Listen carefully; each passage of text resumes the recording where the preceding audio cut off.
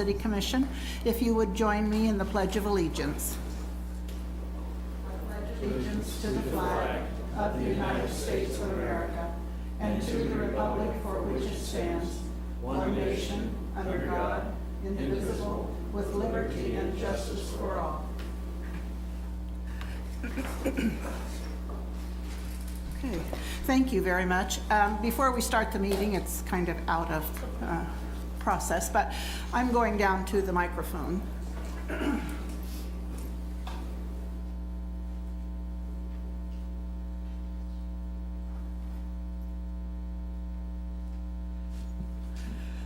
There are two, what we're calling, the name of the program is the Mandela Washington Fellows, and there are 27?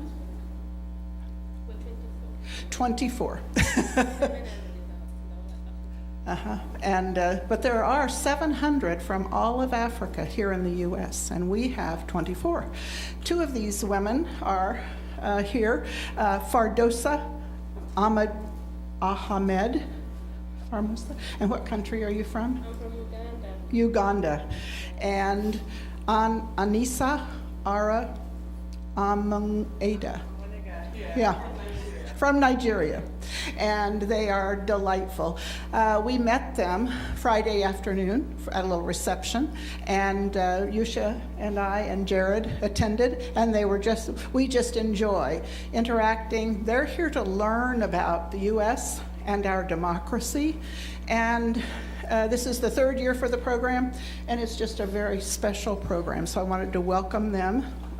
They're going to sit through our meeting, so I decided I better introduce them. Welcome. Thank you so much. Thank you. We're looking forward. We're going to take them to dinner. We just have to get permission.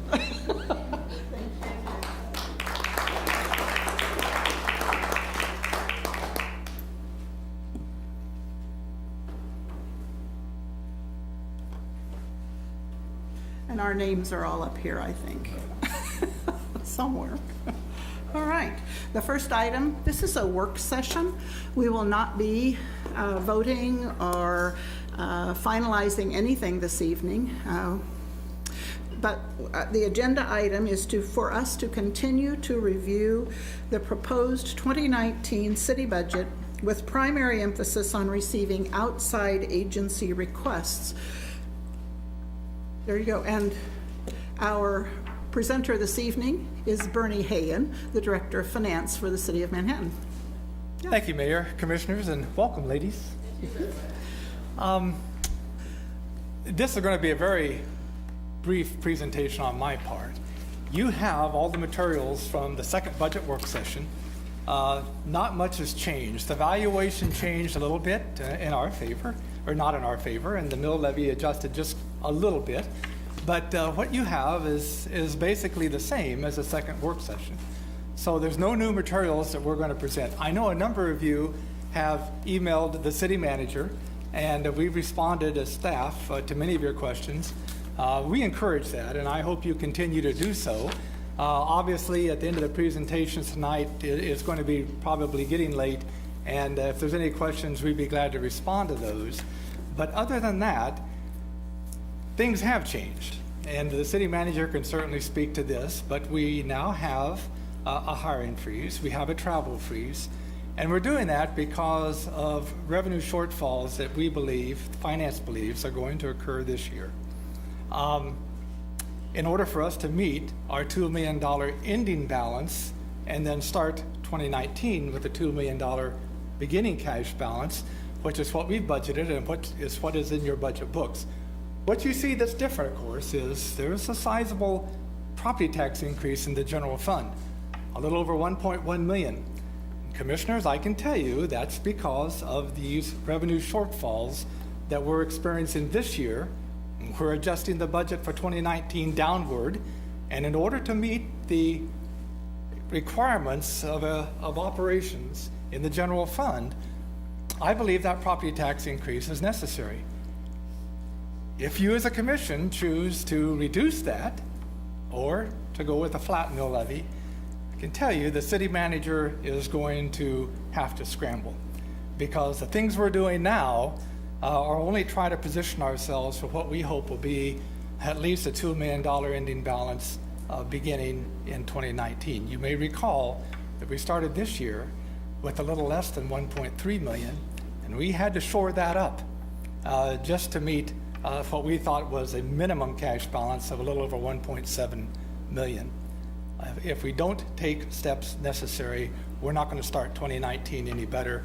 The city manager has taken those steps, and I think, frankly, from my perspective, they're welcomed. So with that, unless there's any questions you want to talk about immediately, I was going to turn this over and introduce our first agency speaker.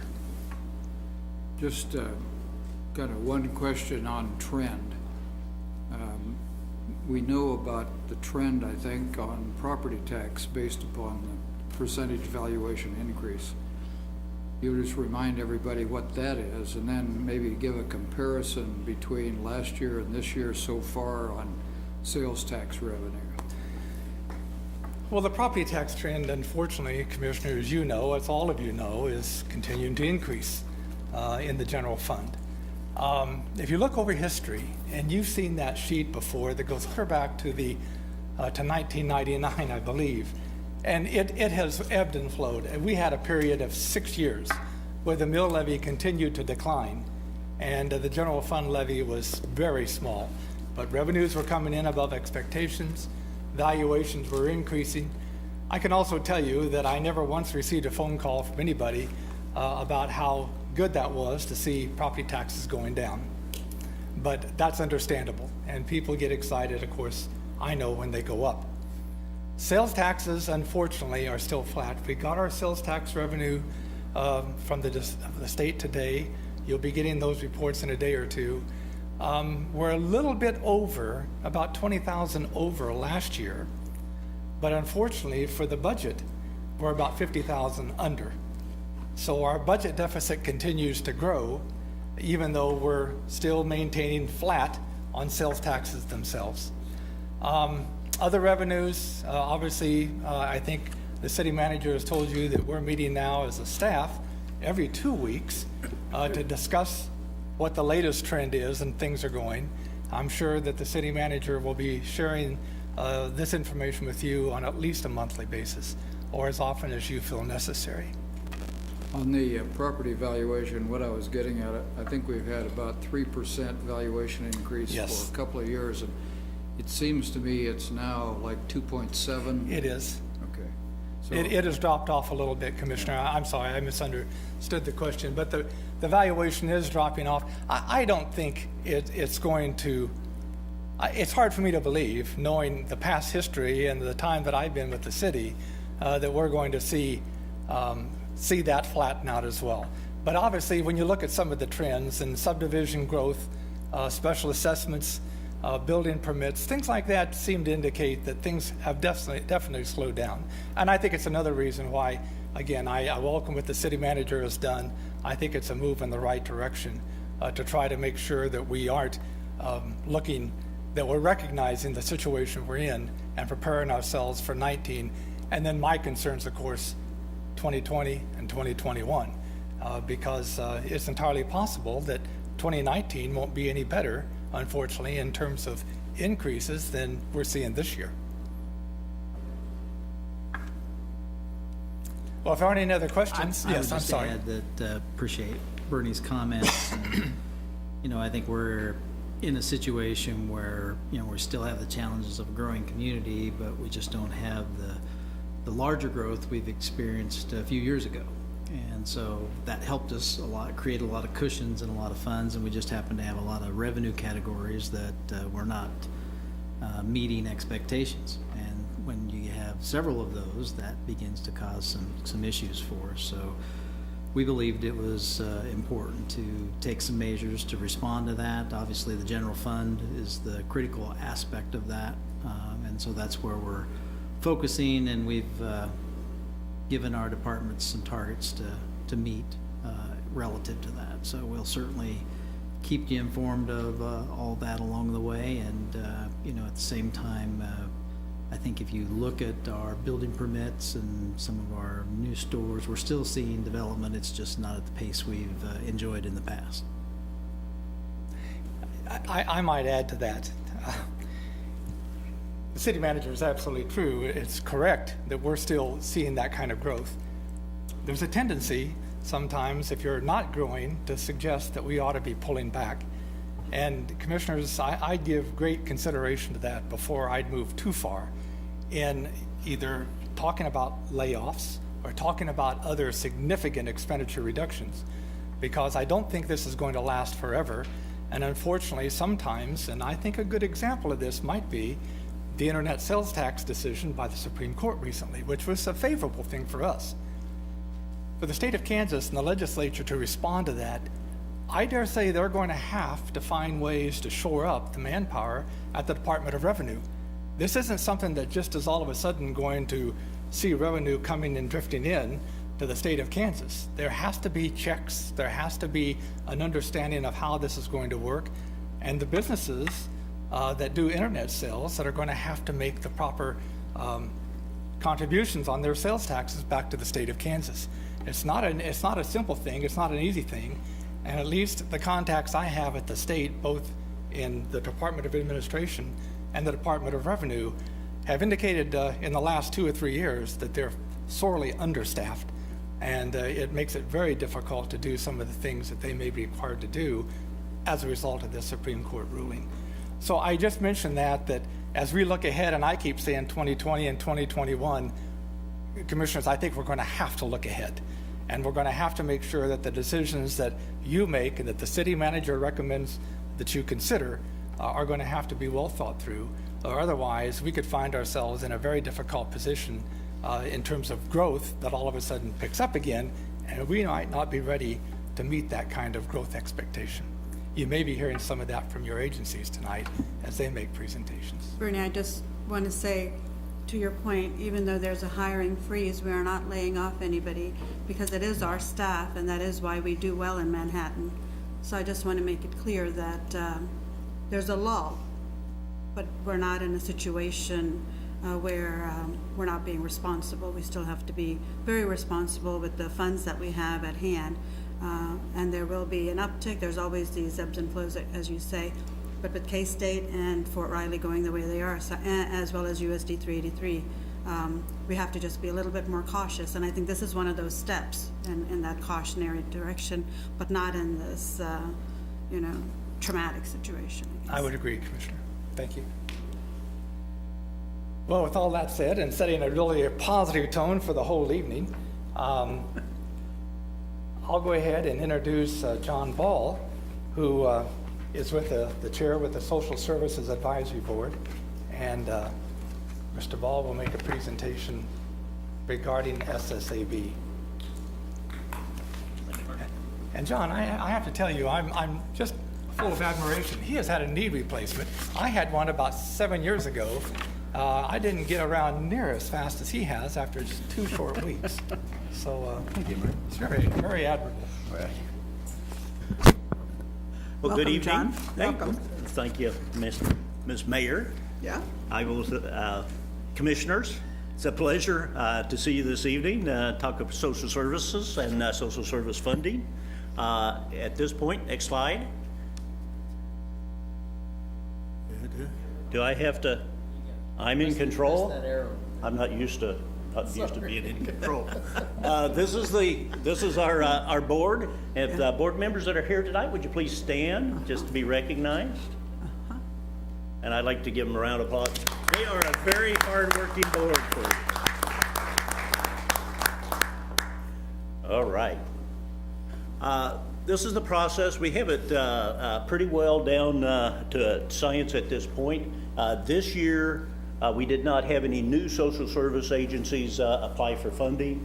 So it'll be, I'll be talking about social service agencies that you're familiar with and that we have funded it in the past. And of course, this is all published in to the public, so any organization that's interested in social service funding can apply for funding. Conditions in Manhattan really haven't changed significantly over this year. We've already talked about some of the slowdown in available jobs, population growth, some of those things. But I would like to highlight that we've talked about this before, lack of mental health services. I think the community is actually working to expand access to mental health services here in the area.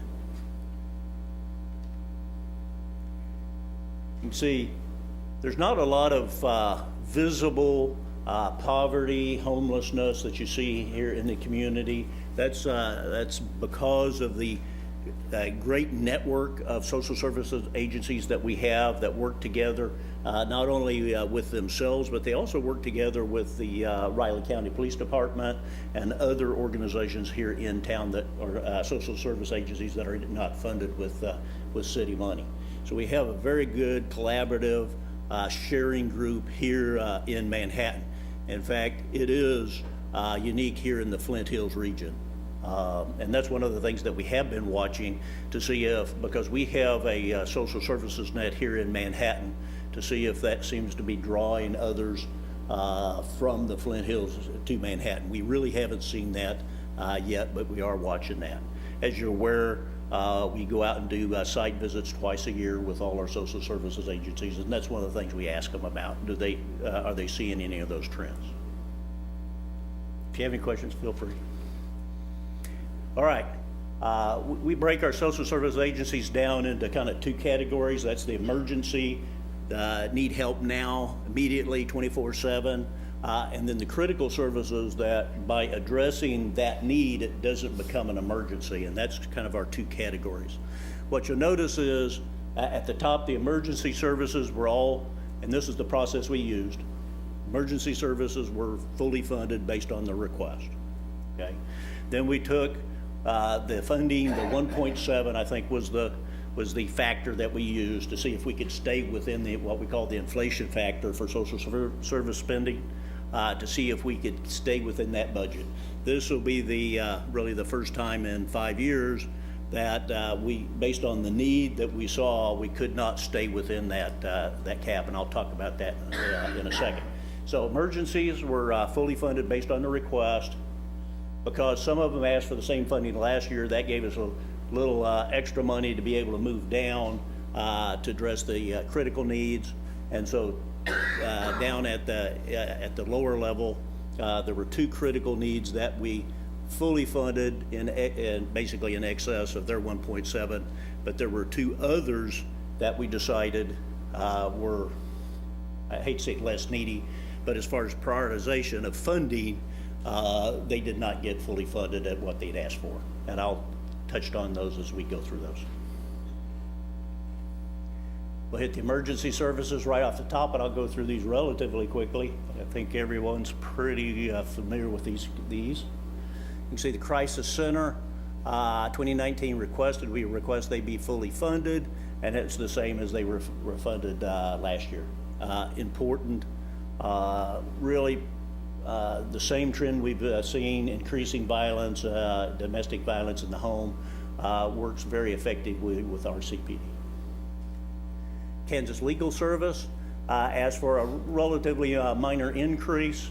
The advantage of Kansas Legal Service is because they are providing a service to those in need. They actually recoup money that then comes back into the community.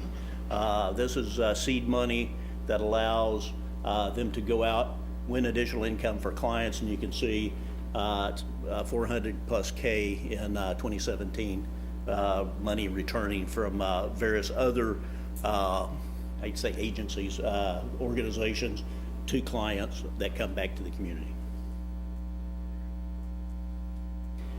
Manhattan Emergency Shelters had a very exciting year this year.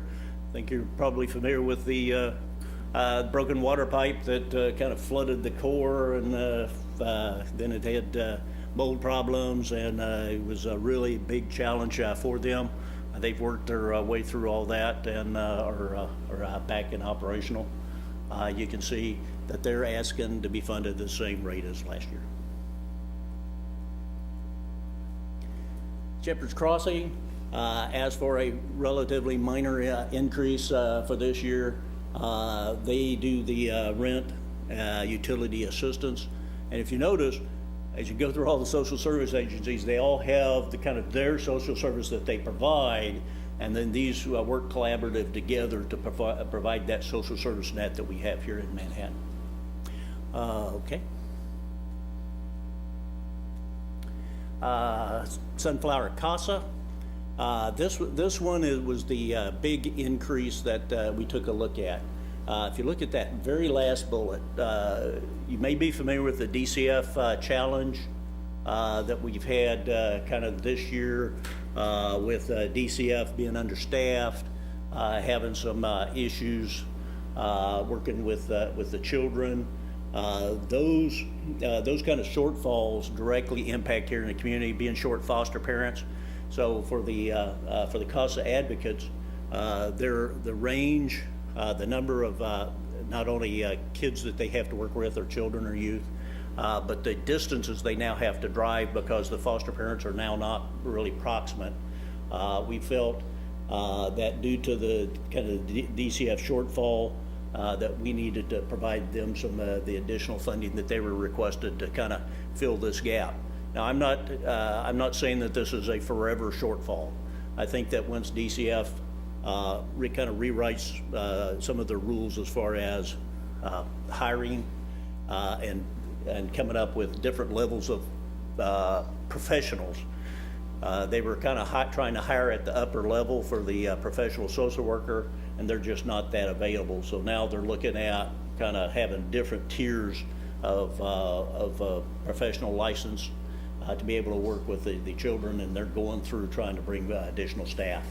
The other thing is that DCF is all 100% paper, which is really a problem when you're trying to transfer information on cases from social worker to social worker, those kind of things. John, do you know on this, I'm so sorry to interrupt you. Go ahead. Do you know on this, the increase, is it going towards additional staff or? It is. It's basically, as you add the additional volunteers, you have to have an additional supervisor. Got it. And it's not going to, it's basically paying a salary. Got it. And I don't think it covers the whole salary, but it covers part of the Okay, salary. thank you. Okay. Anything else? And that's what it is. The ratio between the paid, essentially, supervisor and then the volunteers, they've been doing real well for volunteers. And so they need to maintain that ratio because it's really tough, of the hours and times the volunteers have to put in. Anything? All right. All right. Our critical services, Big Brothers Big Sisters, doing real well. Essentially the same thing as last year. They just asked for a balanced amount. You can see the number of new matches. Very useful program for the youth. Boys and Girls Club. This was, you can see, same amount as last year. They did have to do some rearranging with their budget. So if you see the second bullet there, DCF has reclassified these programs as enrichment programs versus child development. Therefore, state funding is no longer available. To be technically correct, that's federal grant money that the state administers, okay? During the last administration, they rewrote the rules for this grant money with the goal of improving after-school care. When that was actually implemented, what that translated into was, in order to do a granted after-school program, you had to be a licensed, fully qualified child development center. Which is a lot more overhead than the Boys and Girls Club was really interested in doing. And so they've kind of redone their funding so that they could still provide funding for these programs from other sources. But that was a change that came down that did kind of cause them to have to redo their funding.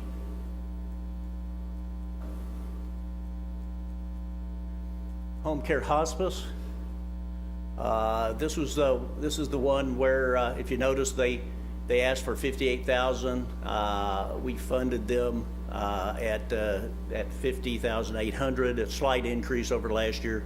This was the programs in the kind of the essential care category that provides that extended capability for care at home. Great program. It's just that when we're trying to balance funding against the service, this was the one that we felt that we could only increase a little bit. KSU Child Development Center, pretty much the same thing. They asked for 50K. We gave them recommend a slight increase over last year, consistent with inflation. They'll provide the same support to the families. They were just looking forward to being able to subsidize even lower income families in the future.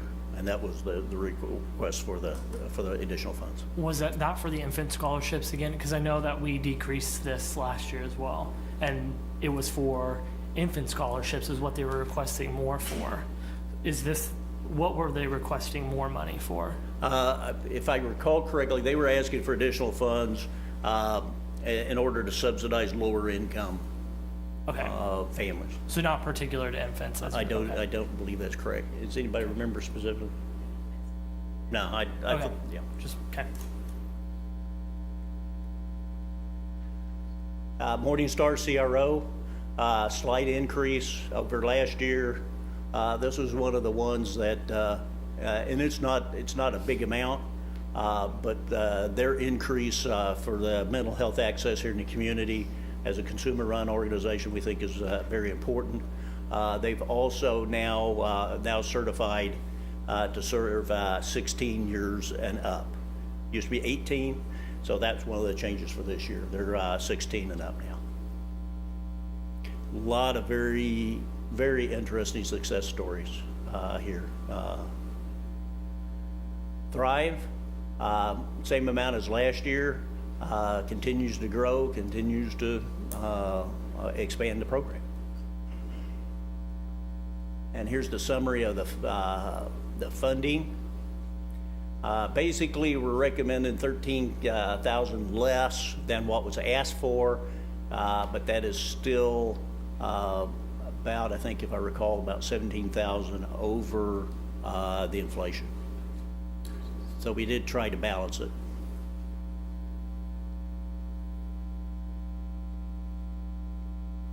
And this is just our funding history versus our population. We'll see what 2019 has for us as far as population. That just gives you kind of a historical look. And once again, to kind of close out, strong social service, great quality of life here in Manhattan. Lot of good support, voluntary support in the community, a lot of donations from corporate and personal families to keep social services here in the community. It is a unique strength here for the Flint Hills region. We have seen more challenging state and local grant access over the last 3 or 4 years. Increased need for fundraising, of course, competition. As the population continues to increase in Manhattan, one of the things we do look at is, are we getting is that population that's coming in more skewed to the lower incomes? When we look at 383 numbers, that tends to indicate that we're getting more lower income families into the community as a percentage of the overall coming in. And we already talked about mental health and child development. Foster families. Organizations can always use volunteers, but foster families. Without having foster families in the community, youth here end up having to be farmed out at greater distances. It just makes everything much more difficult, to all the things that they have to do. get a plug-in for the utility donation program. If everybody in Manhattan would put, $2 or $3 a month on their utility donation for social services, that would significantly increase the funds available for social services. And always, we have all kinds of really fun fundraisers here in the community for the different organizations and support the fundraisers.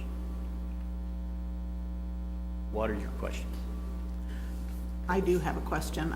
The amount is greater than last year by at least 20-some thousand.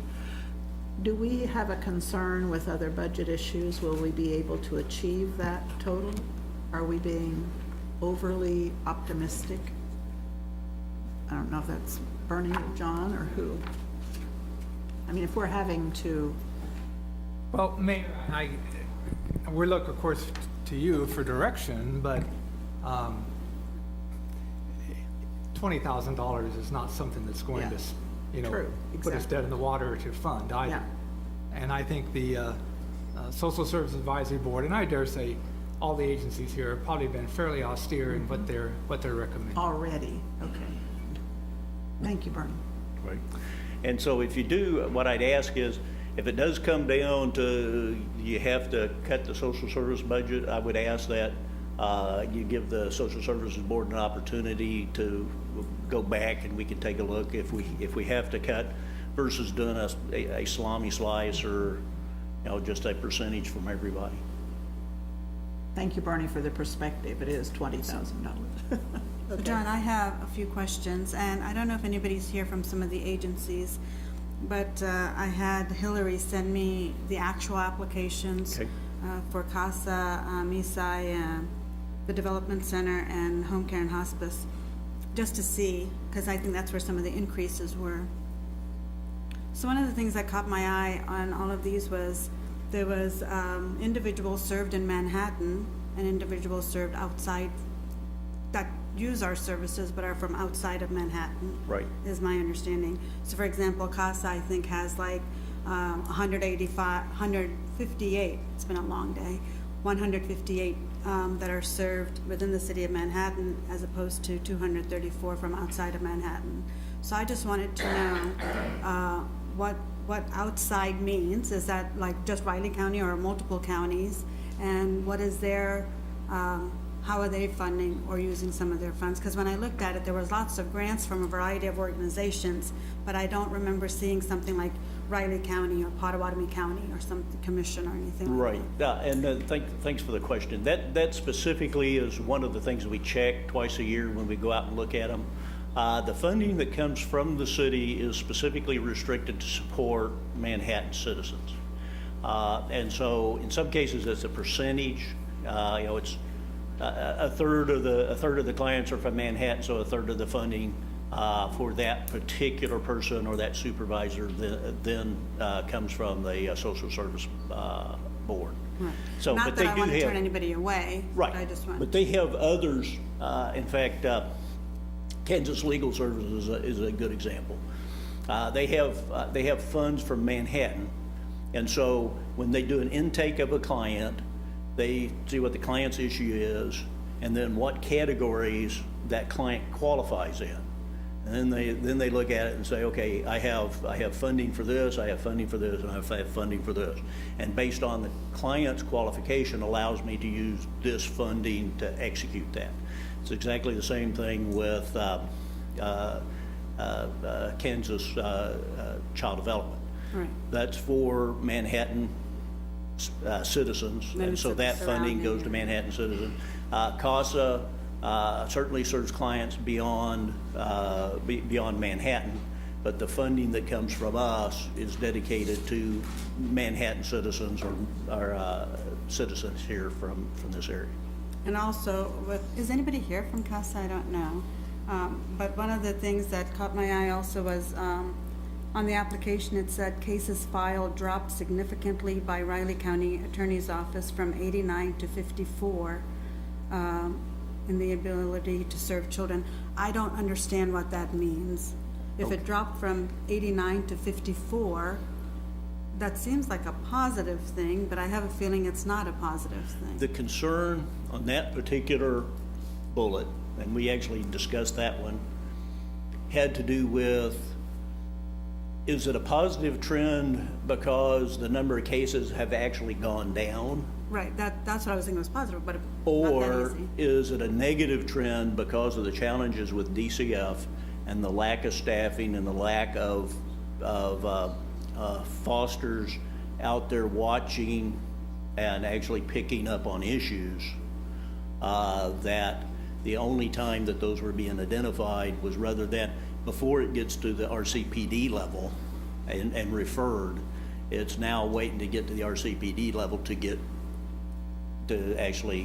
be seen.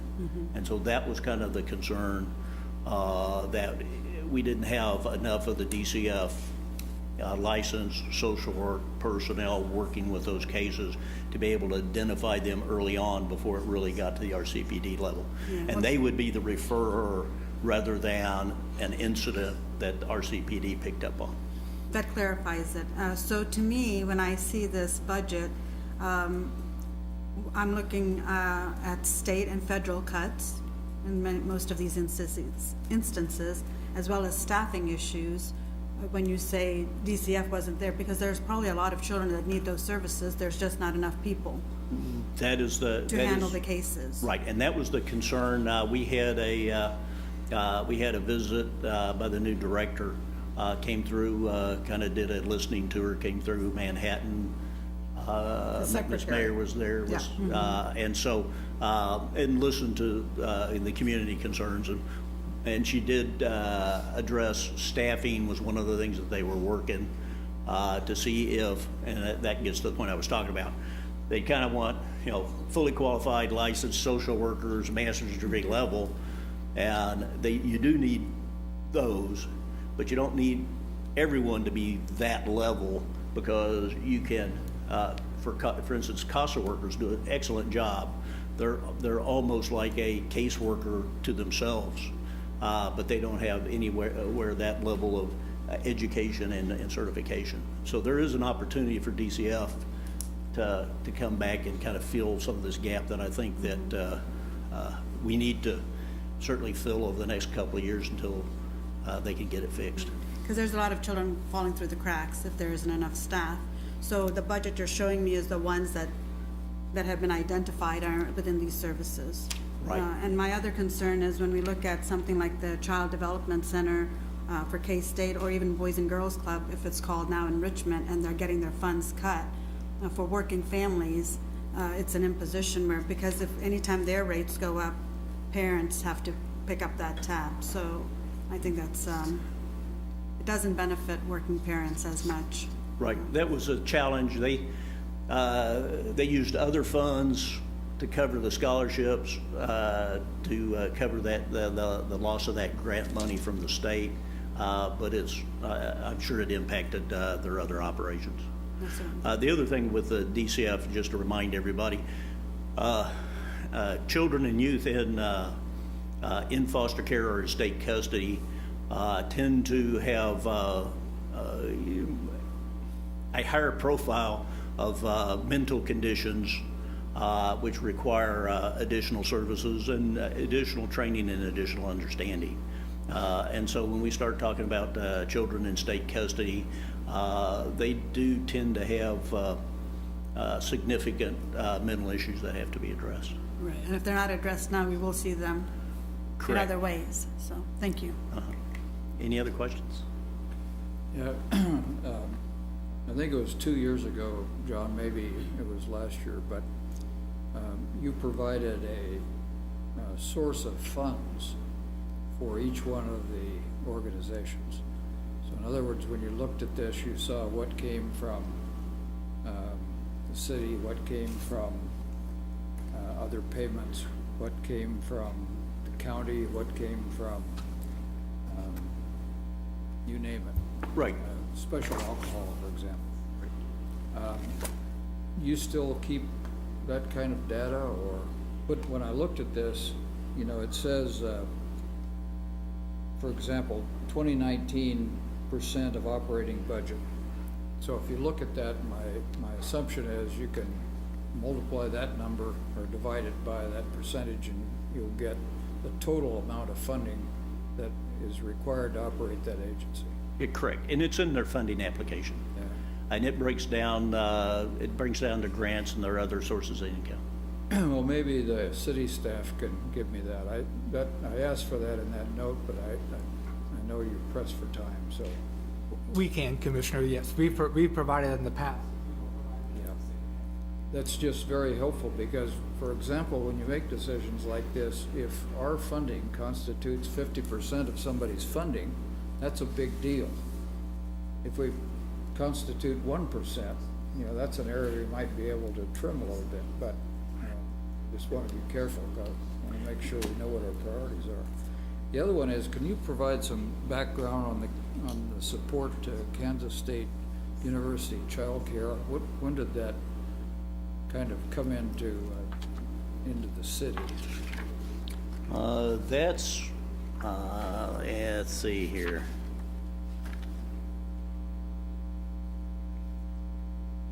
It goes, and I could go further back, but it goes back at least to 2012. And actually the support for Kansas State for child development, that's for Manhattan citizens that are using Kansas State. It is, even though it says Kansas State, it is open to the city.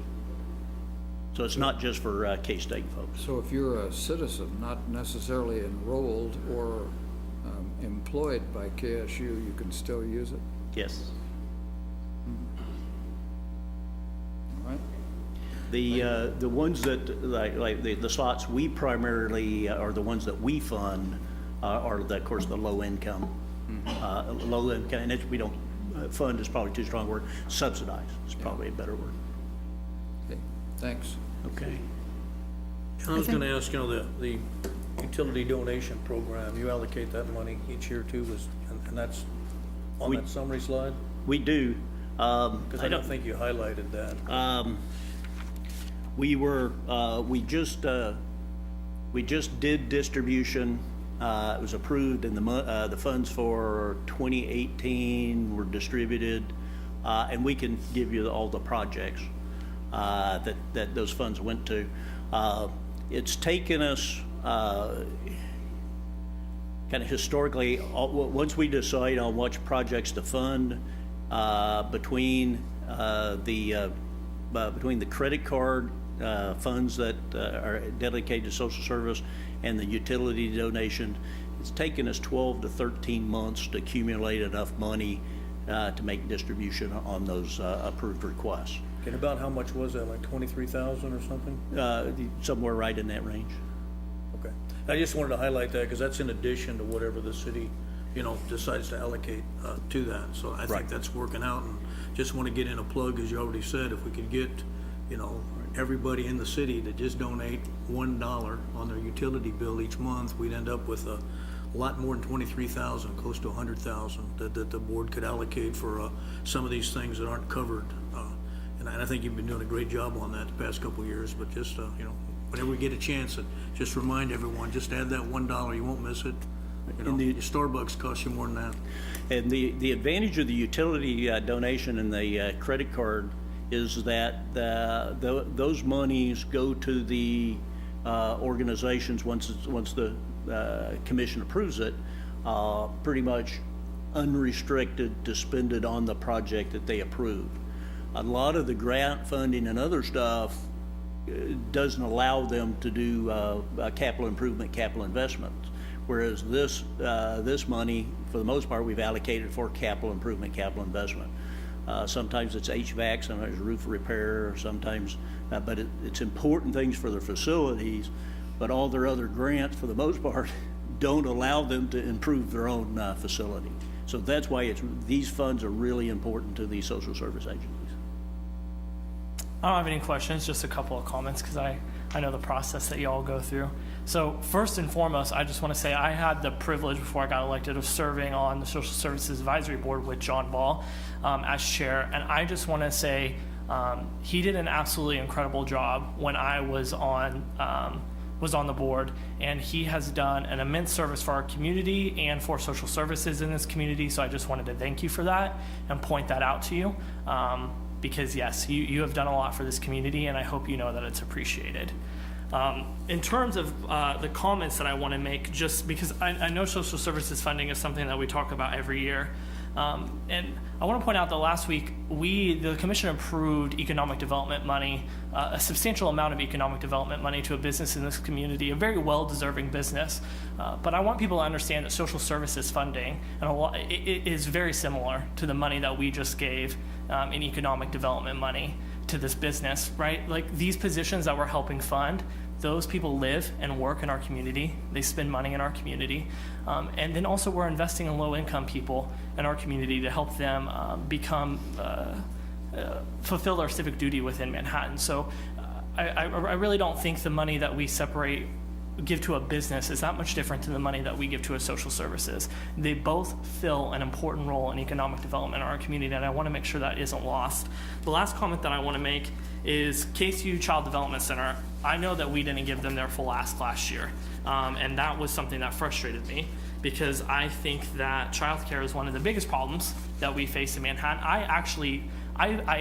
It fathoms me how someone pays to put an infant through childcare that is a single parent or low income. I honestly don't know how it's possible. And they always ask for additional scholarships, and we don't fund that. So I appreciate the work that you guys do on SSAB to try to cut that down, but that's something I'd really want to communicate to the other commissioners, is that money that's going to that child development center is going to scholarships for low income families. And to put an infant through childcare is incredibly expensive, and I don't know how they do it. And so I would just hope that if we can't do it this year, that we see increases to their budget in the next couple of years. So thank you again for everything that you do and the board does. Okay. Commissioner McGee, thank you for your very kind comments. And in closing, before I leave, I always like to thank the city staff, Hillary Badger and Bernie in particular. Hillary's been kind of in and out for some things this year, so we got stuck with Bernie. And Bernie's done an excellent job, okay? So it's been, such a pleasure working with the city staff on this board. They're so supportive and so helpful. We just have a great group of folks, and thank you. Thank you, John. I will tell you, when I showed up for the first meeting, because Hillary was on medical leave, there was a collective sigh among the board members because Hillary wasn't there. We now have the Special Alcohol Committee, and presenting tonight will be Millie Schroeder, the chair, and Gabe Thompson, the co-chair. And I should mention that Amy Albert, another of the finance staff members in the back, is also the new advisory person on staff for the special alcohol. So with that, turn this over to Millie and Gabe. Sure. You know how to run this, I think. Just Is it, you can do arrow? that, or you can use the mouse and click it, whichever, or you can use the space I'm bar. using a finger bar, so I'll use the down arrow. Thanks, Bernie. I'm going to stand on this side. Okay, so you don't have to push the button? Right. Good evening, Madam Mayor, Commissioners. Thank you for setting this time aside for our presentations tonight. Let's see if I can push the right button to get our first slide up. This is the money that we allocate or make recommendations for your allocation are received from the tax on alcohol, so it's entirely limited to the projected funds coming in for 2019 on that. And it's limited to intervention, treatment, and prevention of alcohol abuse. Treatment and intervention are obviously easier to measure than prevention. It's pretty hard to prove that what you did kept something from happening, but it can be done. The funds that we have dedicated to children's programs in these recommendations mostly address prevention of future problems for children, but they often also include intervention and possible treatment needed for the parental substance abuse that the children are exposed to. Our process is very similar to the SSAB process. We get virtually identical applications with their budgets included. We have public hearings where they present their programs and we ask them questions, and then we make these recommendations. We do site visits on a rotating basis. The decision-making principles that we use are aimed at our priorities. As you see from the slide, 48% of the requests aim at prevention, 44% are combined treatment and intervention, and only 8% is for education. There are a multitude of factors, as the slide notes, that we use in making our recommendations. Those include objective data that the agencies can include in their applications, the practicality, the observed practicality of the processes and methods they use to address the issues, and any available data that we can get indicating success. And we weigh these through their applications and after their hearings, and we have sent out some letters at times to indicate to agencies that we would like more objective data, or that maybe their arithmetic didn't add up in some of the applications where they showed percentage of funding used for various things. And so we try to stay in pretty close communication with the agencies so that they have the best possible ability to tell us what they're doing and why they're asking for the money they're asking for. This year's funding considerations led to recommendations that are a slight decrease over 2018 recommendations and approvals. That's based on projected income, because income was down this year.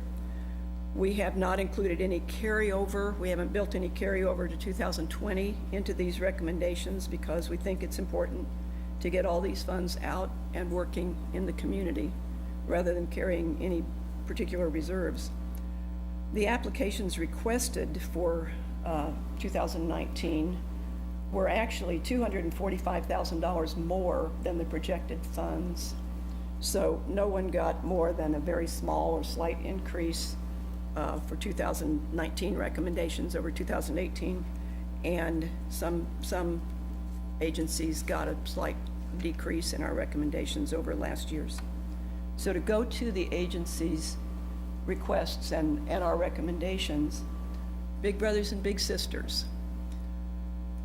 This was also mentioned by SSAB. This is a one-on-one agent. This agency provides one-on-one relationships with children who are referred because they are at risk.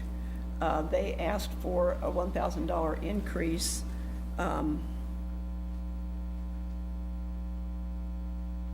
They are making, I think they're making good progress. They had a shakeup a few years ago. They seem to be on the right track and progressing well.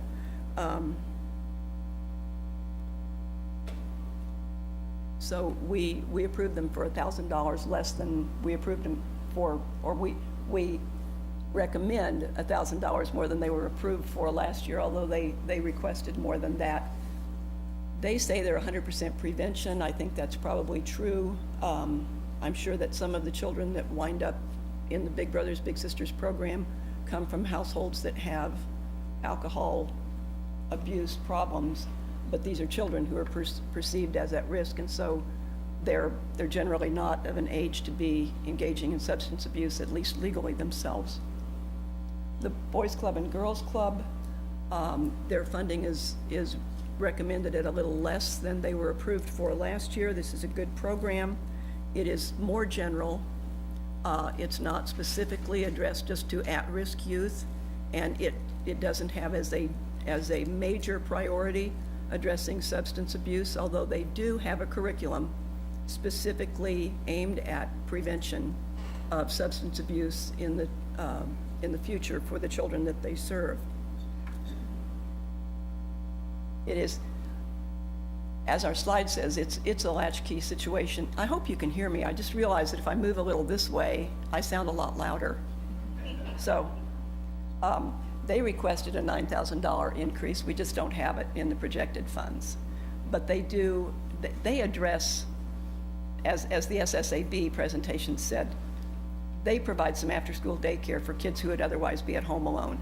And we know that those kids are the ones who are probably most at risk for underage alcohol and substance abuse. So that wasn't, they didn't get less money recommended because we don't think their program is good, but it's less specific to alcohol abuse, and it's a matter of our projected funding. Friends of Recovery is an association that is actually, it's the same thing as Oxford Houses. It provides a sober house for people who have completed substance abuse treatment. It's affordable transitional housing for people who understand that they could benefit from a structured cooperative housing arrangement that will help them maintain sobriety. They have an 80% success rate when an individual stays there for 15 months. Part of the reason that we have not recommended more funding for Friends of Recovery this year is because with less funding overall, we see that some of our funding should be spread out more heavily toward agencies that will be able to serve a larger population. This organization does very good work, but they tend to do work with a smaller group of people over a much longer period of time. And they didn't open the extra house. We had some expectations this year. They had a goal this year of opening an additional house. The house in Manhattan is a women's house. They don't have co-ed housing. They have men's houses and they have women's houses because of the need for structure and serenity in the houses. They're set up that way. One of the things that was a goal for them this year was to set up a second house in Manhattan for women with children in their custody. And that's a very important goal. It would be great to have a Friends of Recovery house here for women with children, because they certainly could use the support of the structured program in the house and the sort of guaranteed and monitored sobriety in the house. But they weren't able to do that this year. And they say they're 50% education, 50% intervention. I think that is certainly true, but I think that most of the people who wind up in this type of housing have had a lot of education about substance abuse, and they're doing their best to hang on to their sobriety. So I think it may actually be more intervention. But they weren't able to meet that goal that we were hoping they would. They did at one time have a men's house in Manhattan, but it sort of imploded. And traditionally, the men's houses in this type of organization are harder to maintain.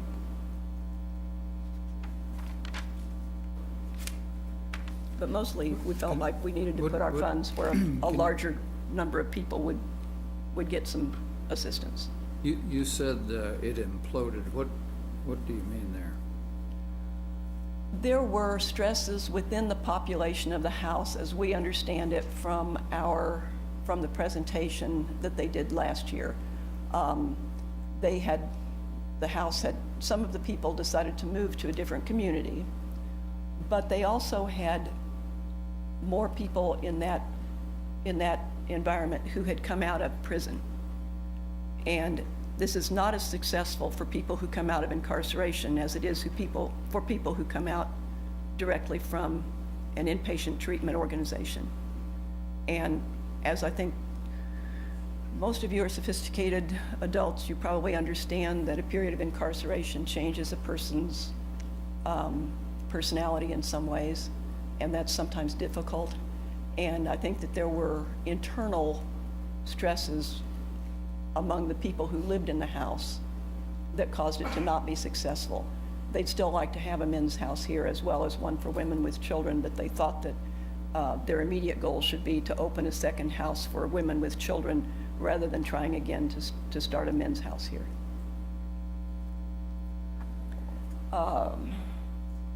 The next agency is KSU. We call them AODIs. This is the Lafine Health Center Substance Abuse Prevention Organization, and also Project ABC. They do they're more geared toward prevention and education than they are toward treatment and intervention. They have they have undergone some real changes. They moved from the counseling service to the health center, which caused a major reorganization, and they have to contract some of their services for treatment and intervention.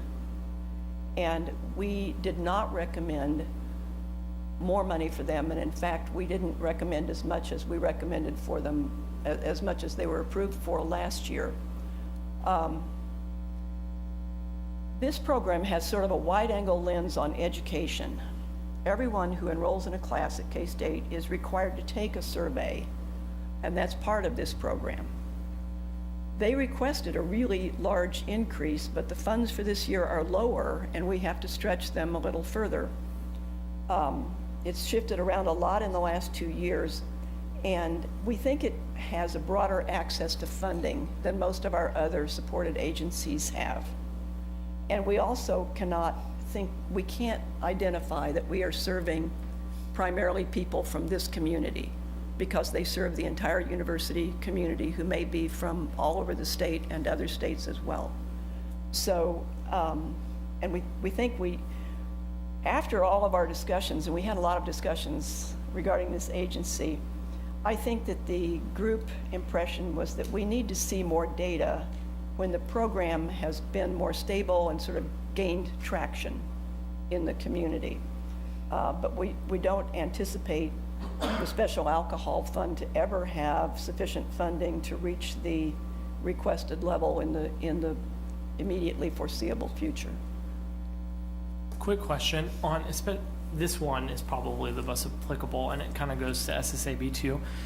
With your recommendations being so much lower than what they requested, will those agencies still be able to fulfill essentially the mission that they applied? So if I asked for $87,000 for a specific program and you only gave me 10, and I knew I wasn't going to be able to do that program at all, is it worth you giving the 10? Does that make sense? I see exactly what you mean, because when I was seeking funding for a not-for-profit, I sometimes wound up in that same situation. You know, if I asked for $10,000 and Marshall County gave me $1,000, I wasn't sure I wanted to drive to Marysville to do those cases. But we think so. We think that the community of Manhattan is certainly very highly impacted by substance use by K-State students and by problems that K-State students might generate in the community because of substance abuse. So we would really, you know, last year we recommended a much higher amount, but we had a little more money last year. But it doesn't seem like we saw the progress this year that we wanted to see, and we have less money, so we're sort of pulling in our horns on that one a bit. Yeah.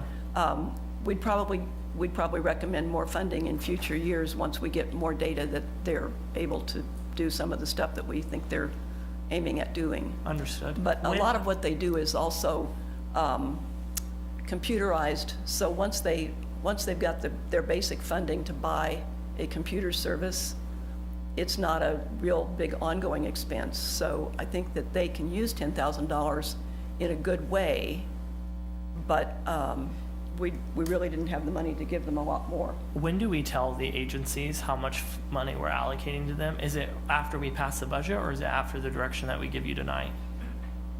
No, it's generally, we give them a guide at the beginning of the year that says, here's what we're estimating for revenue to come in. This one has been kind of up and down and all over, but the big disparity with some of the past years is what we used to do is we used to carry a pretty big reserve in this fund because the legislature invariably every year argued with whether they were going to continue this program or how they were going to divvy the money up. And so the thought process had been, if you keep some reserve there and the legislature eliminated the funds, you'd at least have a little bit to help people the next year if you didn't get any funds from the state.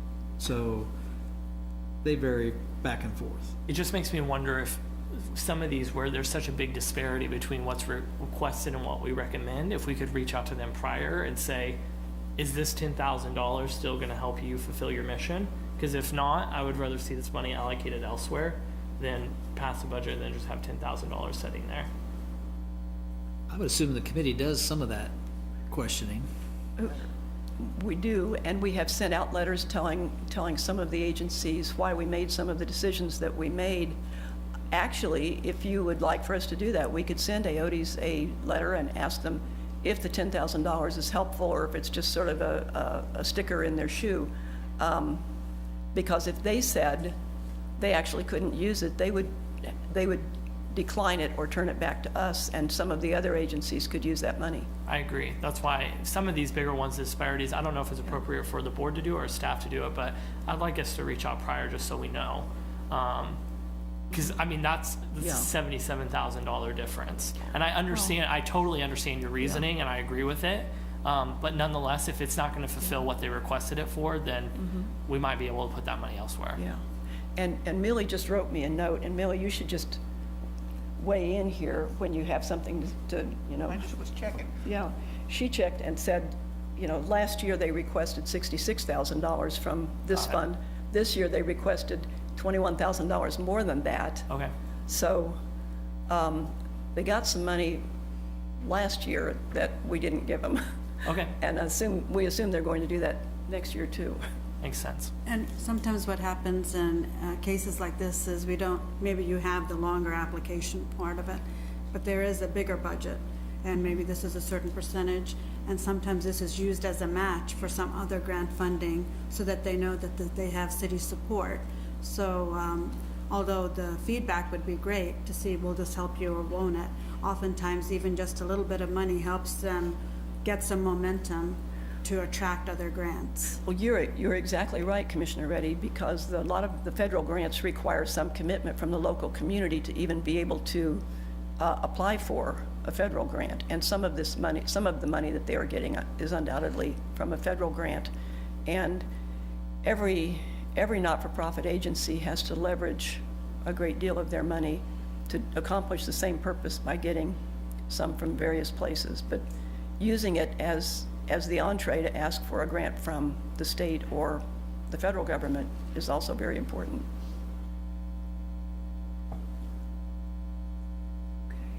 Okay. The next agency is Manhattan Emergency Shelter. I think everybody in Manhattan is pretty proud of our emergency shelter, and I think that it's far superior to those existing in surrounding communities. I think Millie would join me in saying we've had clients who've stayed in the Mission in Topeka and clients who've stayed in the Open Door in our city just to the west of us, and that many shelters offer shelter for one night and you have to come back and apply again the next day, and you have to get out of the shelter during the day and be gone until 3 o'clock or something. Our shelter does an amazing job. They address long-term problems, and they promote life changes that prevent homelessness. And specifically for this board's concerns, the funding that they get from us is used to do blood alcohol testing with the oral blow-in-the-tube kits, which they buy those kits with the money that they get from the Special Alcohol Fund. They test residents on a daily basis.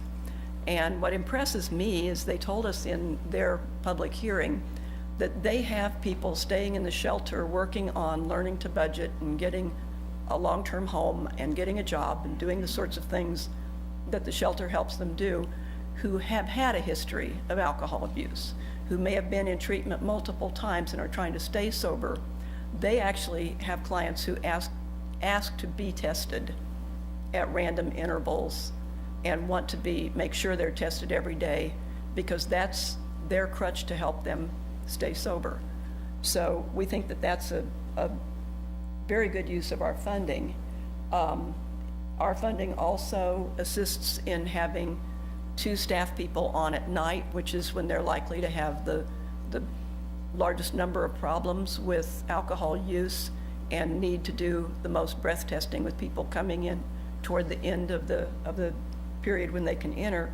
And they've told us that they also occasionally, because they have this money, it makes it more possible for them to actually provide transportation. If they have somebody who wants to come into the shelter, who's homeless, who clearly needs their help, but they can't blow a 0 blood alcohol, If the person is willing to go to treatment, this money allows them to occasionally provide transportation to take somebody to an inpatient treatment center, which I think is a major step forward for people in our community. And they occasionally, this helps them provide transportation for residents to go to and from treatment if they're being treated here in the community too. And it's a fairly small amount of money for the effect that we can see it does in the community. Pawnee Mental Health Therapy Services. This year, Pawnee Mental Health collapsed they had 2 applications last year, one for therapy services and one for crisis services. They have collapsed that into one application this year. They're asking for a larger grant, but it was 2 grants last year. This goes directly for treatment and intervention. This is for people who have an identified problem. They said there's a very small amount, 3% is used for prevention, but primarily this goes entirely to treatment. And for people who have no other access to treatment, this Pawnee is going to be their resource of last resort. And we gave them more than we gave them last year. Yeah, Millie says, and remember, we are approving, we're recommending more than they got approved last year.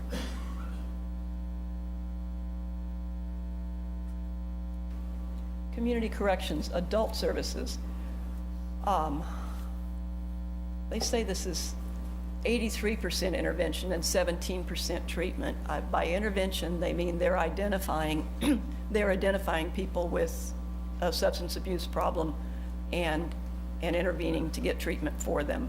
17% of it they can identify as actually going to paying for treatment.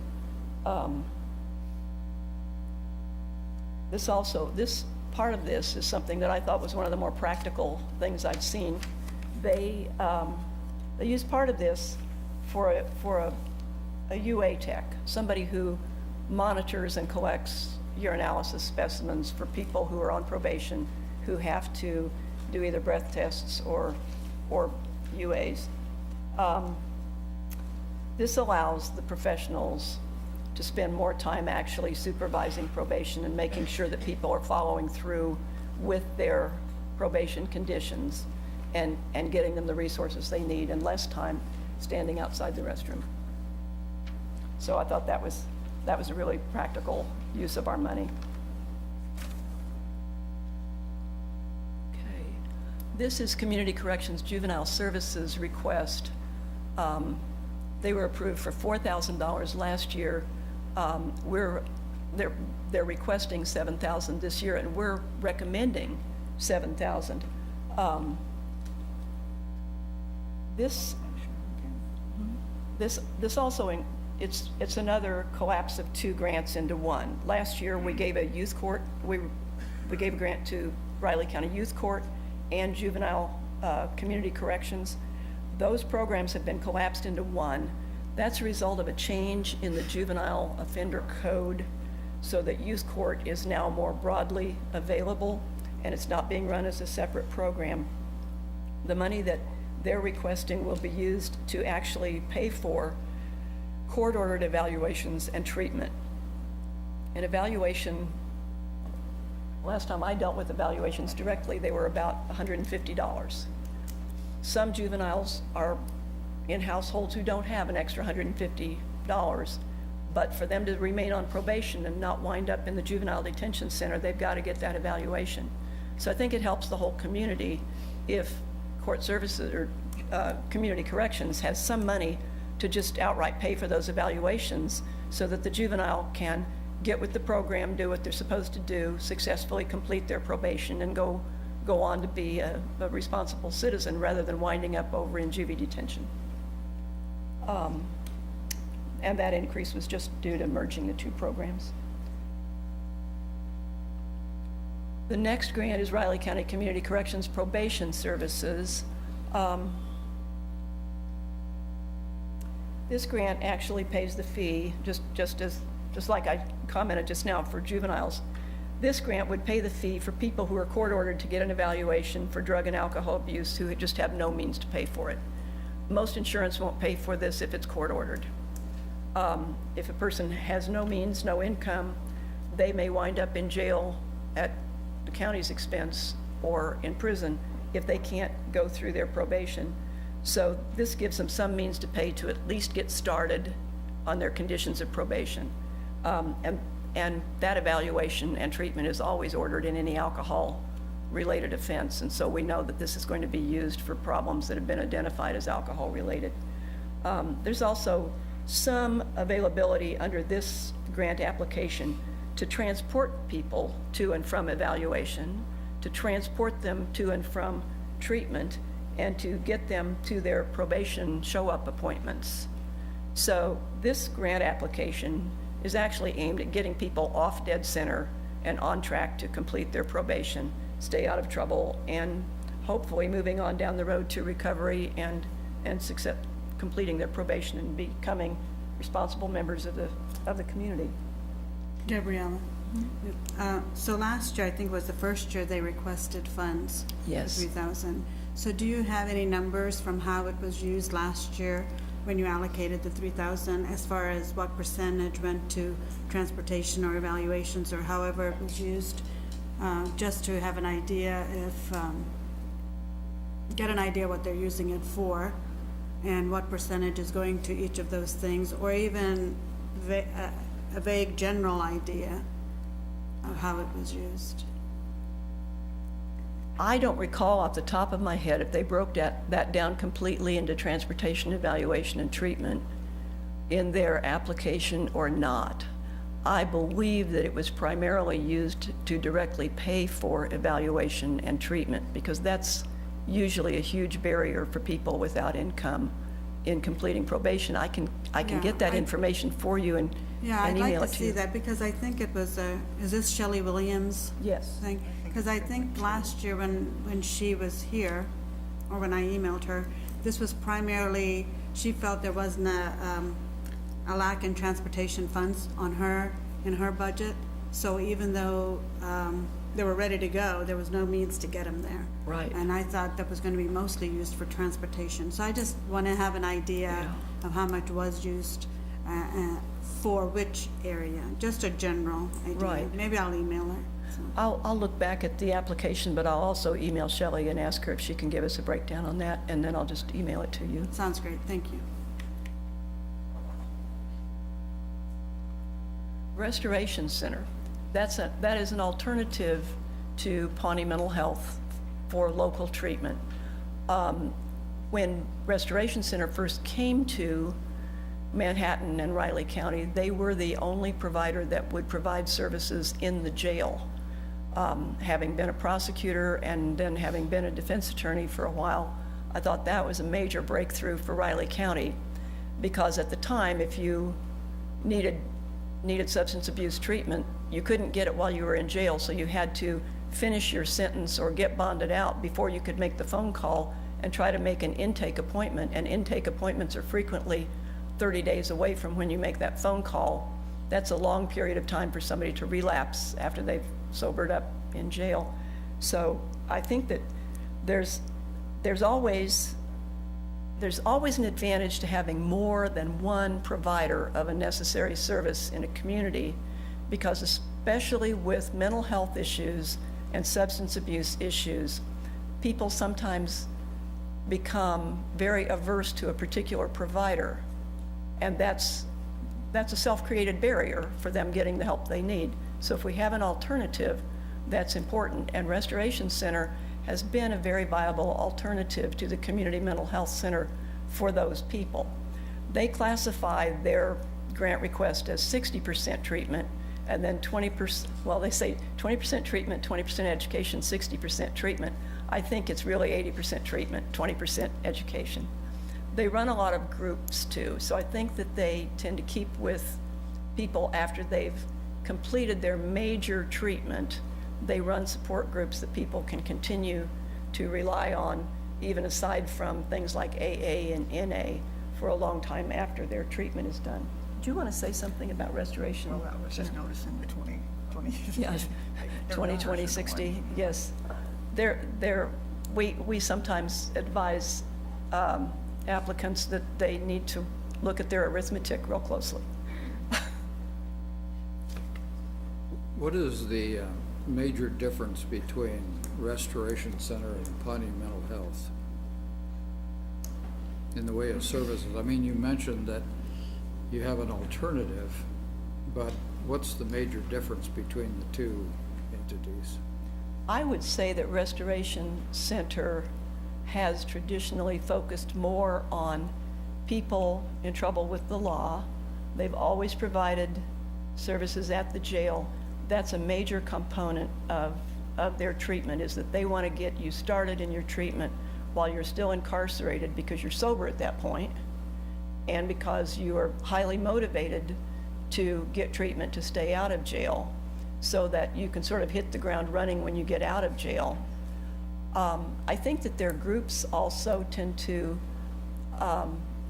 continue that to some extent. They may be more likely to attract people with a longer history of alcohol abuse. I know that they have some groups that are primarily veterans. So I think that they may focus more on people with a little less in the way of social resources within the community. And Pawnee has a lot of what they call dual diagnosis, where they have a mental health problem and a drug or alcohol problem, and so it's maybe a little bit harder sometimes to sort that stuff out. Where with Restoration Center, if they get into something really heavy like that, I think what they do is they refer it because they know that it's something that they don't quite have the qualifications to deal with.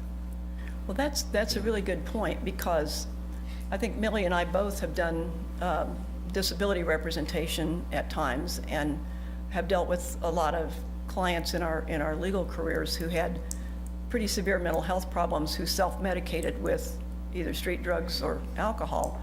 And the dual diagnosis has always been the hardest thing to treat. But Manhattan has really made great strides in the last 20 or 30 years in treating both things. Restoration Center only treats substance abuse, but Pawnee has multiple therapists now who are certified to deal with dual diagnosis clients. And it used to be that we had one person in the community who was really equipped to deal with people who had mental health and substance abuse diagnoses. Part of the reason for my question is we hired 2 people to partner with RCPD to kind of sort this stuff out. And those are crises. Yes, they're primarily, excuse me. To say, I think my understanding of the co-responders is this would be one of those services that they would recommend to somebody who has a mental illness, if they are in jail. As the co-responders are there, my thinking is to evaluate and kind of figure out where they need to go, but not Yes. actually do the service itself. And I think that one of the primary goals of the Pawnee Crisis Service people is to react to immediate crises. I actually kept, over the Christmas, New Year's holiday, I kept calling Pawnee to get crisis intervention, and those people they had a long list of phone calls to return, because during the high-stress holidays, the crisis intervention people were continually out at the scene of a disturbance or in a home where there was a problem or at the jail trying to figure out if somebody needed to be in jail or whether they needed to go to the hospital. And I think that their emphasis is more on immediate crisis intervention.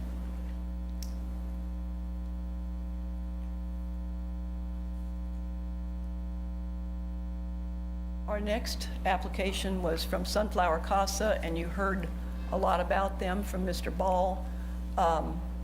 One of the things I'd like to add to what he said is my law partner takes court appointments in child in need of care, and I did that for years and years, and I still have one case that will be with me probably until I can't practice any longer. I keep hearing from the attorneys I know who do child in need of care cases, and I've heard this from my client on the child in need of care case I've retained. The CASA has the greatest longevity of anybody involved in the case.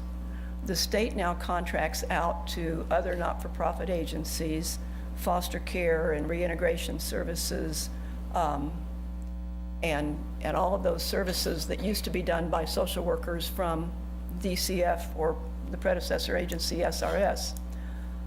There is so much turnover in those agencies that if you are involved in a child in need of care case that goes on for 12 months, the CASA is probably the only stable factor, because you'll have multiple social workers in those other situations. So the CASAs are extremely helpful in these cases. As I said with our first slide, that children, this is a grant specifically for serving children, but many of those children are subject to an environment that includes alcohol abuse by another family member, and that's often the reason for out-of-home placement and court involvement. So those children become some of the children most at risk for substance abuse as adults, and this program is serving the kids, but the CASA volunteer usually becomes acquainted with other family members.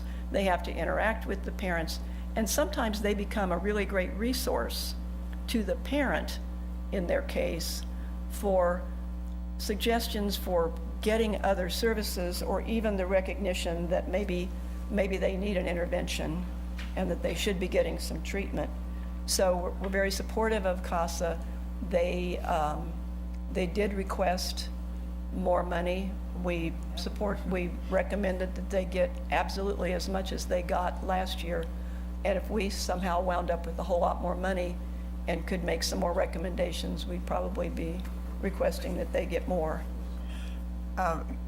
Commissioner Reddy, I think you asked about the number of cases filed. What I understand is that it kind of goes through a gate of DCF, and unless the county commissioner gets back, or not the county commissioner, I'm sorry, the county attorney gets back something that says, yeah, we want this filed, they can't file. So it's not that there's probably fewer cases, it's that there's an administrative slowdown or gatekeeping, and it's another thing with DCF that's not working quite right. I knew those numbers looked too good. I knew there was a problem. I was hoping it was the other thing, that we're doing so great that we didn't need them anymore. Not my understanding. But a nice goal.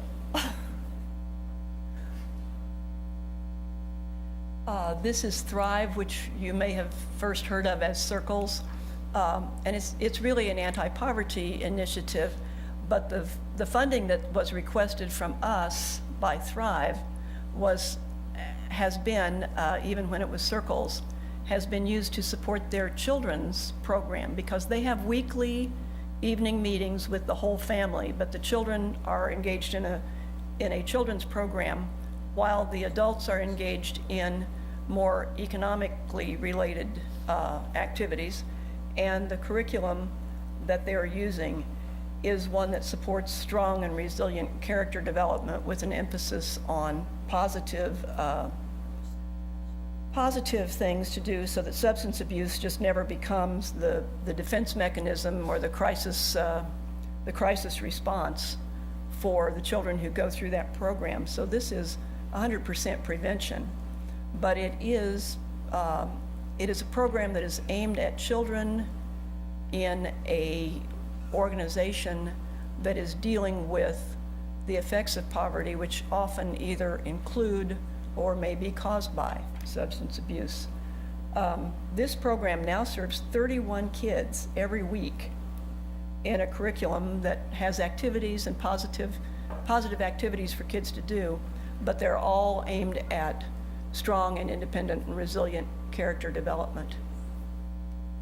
We recommended the same funding as they were approved for last year, and that's exactly what they asked for this year. They're basically saying they're serving more kids with the same amount of money this year as they did last year, and they expect that to continue.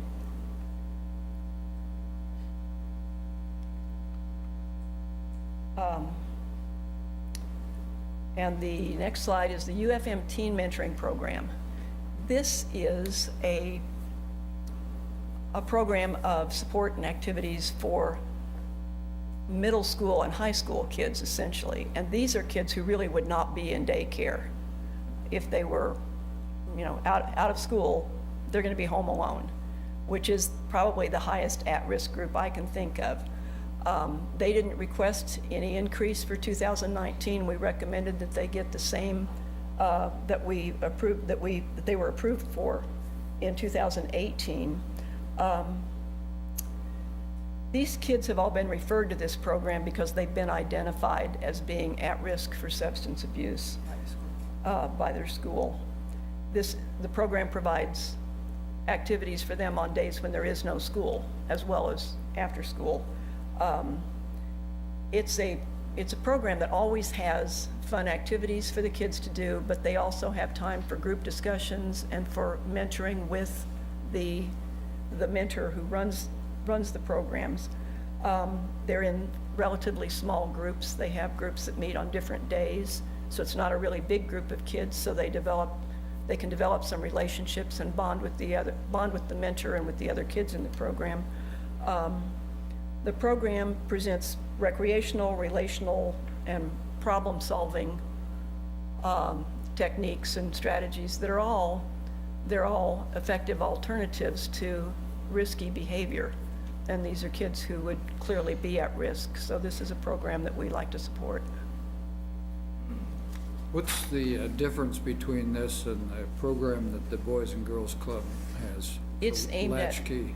a little older group of kids and So, smaller groups. Boys and Girls Club goes up through which age? Middle, Grade, seventh grade, eighth grade. yeah, I think basically they have after-school programs at the middle schools. And there's some activities for older kids, but it's mostly elementary and middle school children. And it's really, it's an after-school program, and they have summer programs as well, but it's much more aimed at enrichment. And it's not just at-risk children who are identified. In fact, I think that Boys and Girls Club took up a lot of the slack when we lost Manhattan Daycare. It's more of a daycare facility than a mentoring program. And this program is really for smaller groups of older kids who've been identified as being at risk for developing substance abuse behaviors. They're kids who would be at home alone or at home with older siblings unsupervised. It's not an everyday program. They're in a program that may meet as much as 2 days a week, but it's not a babysitting program. Do they have a summer program? I know Boys and Girls Club has summer programs. And does this go through the summer? I don't recall, but Linda it Kinner does. is here, and she's Yeah, it agreeing that yes, it runs through the summer, which is another really risky time for teenagers. Thank you.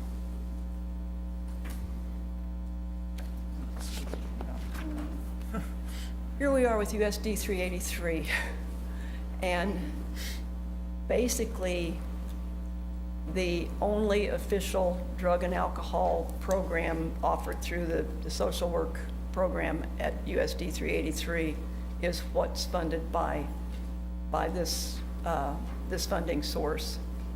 They requested basically $234,000 this year. We recommended, and they were approved for $200,000 last year. We're recommending the same this year. This is really the only thing that we have in our high school for alcohol and drug prevention and education and remediation. So this is what funds the social worker being able to identify that a high school student, for instance, has got a bottle of gin in in their truck and they're going out on open lunch and drinking it. They are the ones that a student would go to who had a problem drinker in their family that they wanted help with. This program is 70% prevention and 30% intervention. I think that that's probably an accurate proportionality of what they do, but I think their 30% of intervention is probably the only access to intervention that a lot of our school kids have. And this pays for 10% of the social workers in all of the grade schools, and if they didn't have this money, all they could deal with was children who had developmental disabilities and all, because that's where the money comes to have the social workers in the grade schools. So this is really important for going across the board and touching all the kids in 383. That was a very interesting educational piece for me. I did not know before I served on this board that the only funding for social work in the school districts was for special education. Commissioner Reddy knew that, but I didn't.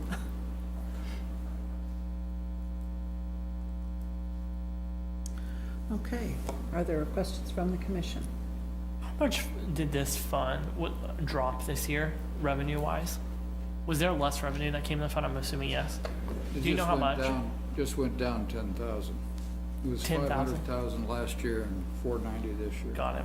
Was that proportional to the decrease that we saw in our sales tax revenue overall, or was the state withholding more money? No, this is from alcohol funding that's split three ways, Commissioner. And yes, we've seen a. So yeah, that's my question. Was it proportional with the drop Yes. that we saw overall, or did the state withhold No, more of it? no. It's Okay. yeah. Thank you. Just there were two organizations, Emergency Shelter and Thrive, that had numbers served. It would be helpful to kind of know two pieces of information in general. One is how many people did we serve in each one of those agencies, and the number of repeats. And that repeats doesn't apply to all of them, obviously, but there are some of these programs, just like we see down at the jail, where we have a lot of repeats. We have the co-responders reporting, that, I can't remember, Usha, maybe you wrote this down, but we had probably 15% of those who were in this situation who accounted for 80% of the calls for service. So those kind of things are helpful. And I guess the larger question for me is, from your own position, are these programs helping? What you'd like to be able to see is data that would suggest in a predictive way, it looks like because of our intervention with with our children, that the kinds of things we saw 20 years ago are being pulled down. I don't know if any of that exists, but it'd be helpful to know it. And then part of that is we're spending 40% of these funds for USD 383 programs. So I have no idea whether that's right or wrong. I mean, that's what you do. So what is what is your thinking on why that's the right allocation? I haven't discussed this with Millie, but I would say, I think that is the right allocation, because the children in the school district are our future, but they're also very much our periscope into what's going on right now in our community. These are some of our most vulnerable citizens, and this may be, the USD 383 social workers may be the only way that they have of seeking help for a really serious problem. So I think that we do get some intervention into families through that service. But when I did some child in need of care work, school social workers and school teachers were the most valuable witnesses we ever had. They were neutral third parties who were interested in the welfare of the child. They weren't siding with mom or with dad or with the neighbors or with the kid next door or anybody. They were there for the child. And I think that's really important, specifically with alcohol and any substance abuse problems. So I don't think that it's disproportionate for that amount of money to be going to USD 383, because I think it overlaps with all of the other programs. The school social workers make tons of referrals to groups like Thrive and to the teen, that's where the teen mentoring program referrals usually come from. They are probably directing kids and their families to the resource of the Boys Club and Girls Club and Big Brothers Big Sisters. I think it's usually school teachers who make referrals to Big Brothers Big Sisters. So they work very closely with all the other agencies, but I really think that's our sort of telescope or periscope into what's going on in the community. So I don't think that's disproportionate. And as far as recidivism or use of these programs, we're talking about an addiction. There's going to be a great deal of usage by the same people over and over and over again, because alcohol abuse is an addiction. And the person who goes out and buys a six-pack of beer once a week is probably not going to be the same person that has 3 DUIs. The person with 3 or 4 DUIs is an addict, and they may go through treatment 6 or 7 times before they stay sober for the rest of their lives. But it may take 6 or 7 times for them to go through treatment or to go through probation before that problem is addressed for that person. Is that $200,000 mostly go into personnel costs? Yes. So, and I mean, Jardine, correct me if I'm wrong on this, but personnel costs come out of capital outlay for the school budget, correct? I guess the point that I'm trying to make, at least how I understand school funding, is their personnel costs come out of a set money that the state gives you every year, and that budget hasn't gone up a significant amount. So I'm really not sure that there would be any other revenue source. It's gone down. For this, yeah. I'm not sure there would be any other option for them to fund this personnel if this didn't exist. Am I wrong about that, Jardine? No, and the difference is that school social workers are statutorily only allowed to serve kids that have IEPs, and so this funding allows them to touch every student in the district by providing curriculum in classrooms for all students. So they couldn't do that without this extra funding, because the money that they get restricts them to certain students. That makes sense. And I think that's just important information that we know why we consider this. Thank you. Well, and the other thing I would just say is they touch about 5,083 students a year, which is way more than all these other agencies combined deal with. And again, yeah, I don't know how you how you can say what's most important, but we certainly believe in the programs that they do. Yeah, that's very helpful. I appreciate that.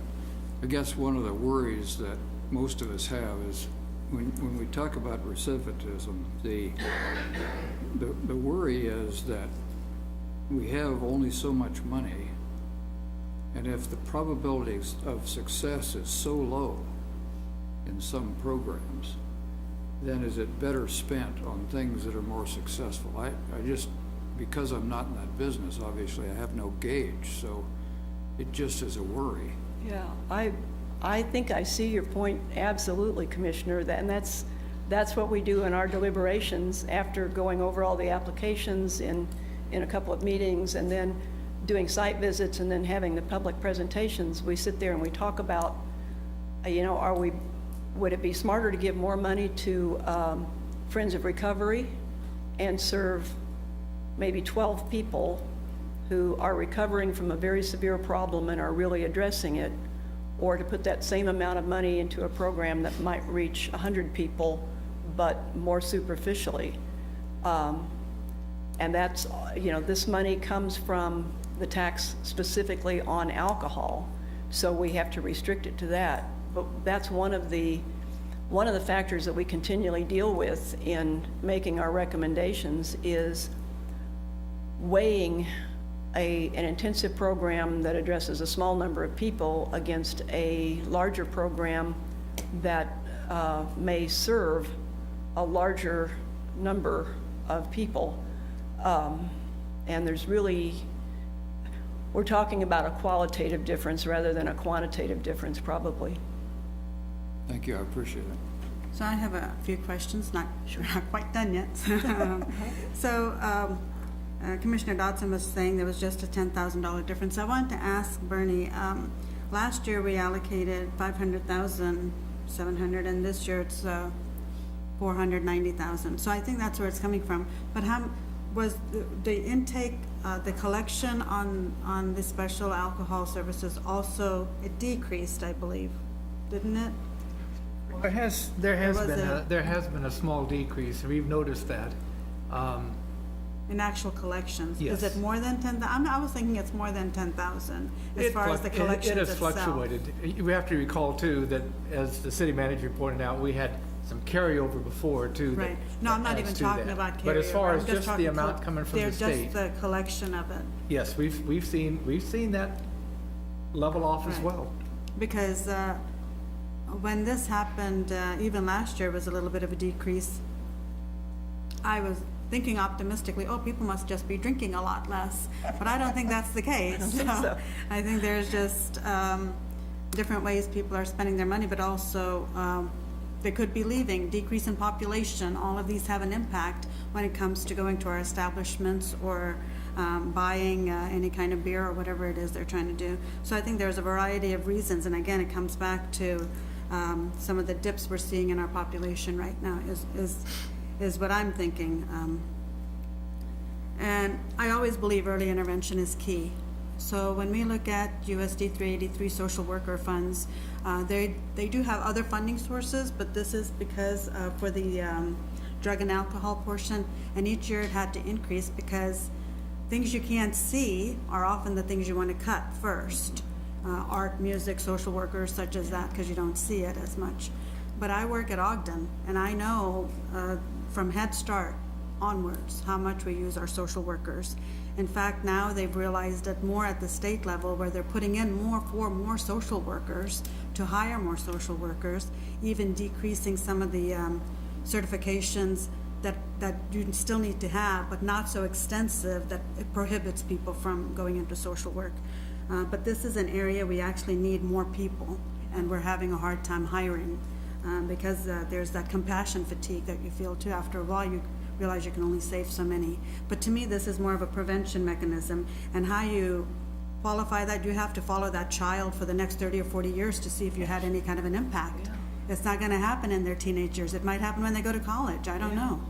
So that's one of those things, because I don't know as a first grade teacher if my kids ever are successful, but I'm hoping you've made some dent somewhere in their learning process. So that's a little bit different there. So when you talk about substance abuse, we've talked about alcohol. What other substances have been discussed as far as other types of drugs? Was there other prevention mechanisms or resources that address more than just the alcohol component? I think that most of the agencies that we recommend funding in their substance abuse approach are addressing all of the substances of abuse, because people, they used to, when I was young, we were told if you smoke dope, you will move on to heroin. There is an incremental abuse there. I think that kids who start sneaking whiskey out of their parents' liquor cabinet when they're 12 or 13 are probably going to be the same ones who start smoking marijuana about the same time, and then we'll move on to designer drugs and other things as they go on. Because if that's what you learn to do when you're stressed or unhappy, you just keep escalating. So I think that all of the agencies are really, we have this money specifically to address alcohol abuse. Right. But I really think that all of the services that address alcohol abuse also address other substance abuses too. Because I was thinking, since opioids are such a big issue right now, a crisis, I wasn't sure if any of them indicated as that being one of the components also. People didn't really talk about that in their public presentations, and I do think that the opioid addiction may be slightly different from alcohol and marijuana and then moving on to amphetamines and other drugs, because the opioid crisis primarily involves prescription medications. So you're either getting them from somebody who's got a fraudulent prescription, or they're being imported and bought on the street, and so They're expensive. they are very expensive. Right. And the only alcohol is other- cheap. Yeah, well, then the only other point I want to make is between the SSAB and the special alcohol funds, the amount requested come out to $1 million plus between the two agencies. What you allocated is of course less than that, but I'm just talking about what was requested for both agencies. So there's definitely a need in the city of Manhattan, and we're probably just touching the surface of it, even if we fund everything that's been, that has been recommended but not requested.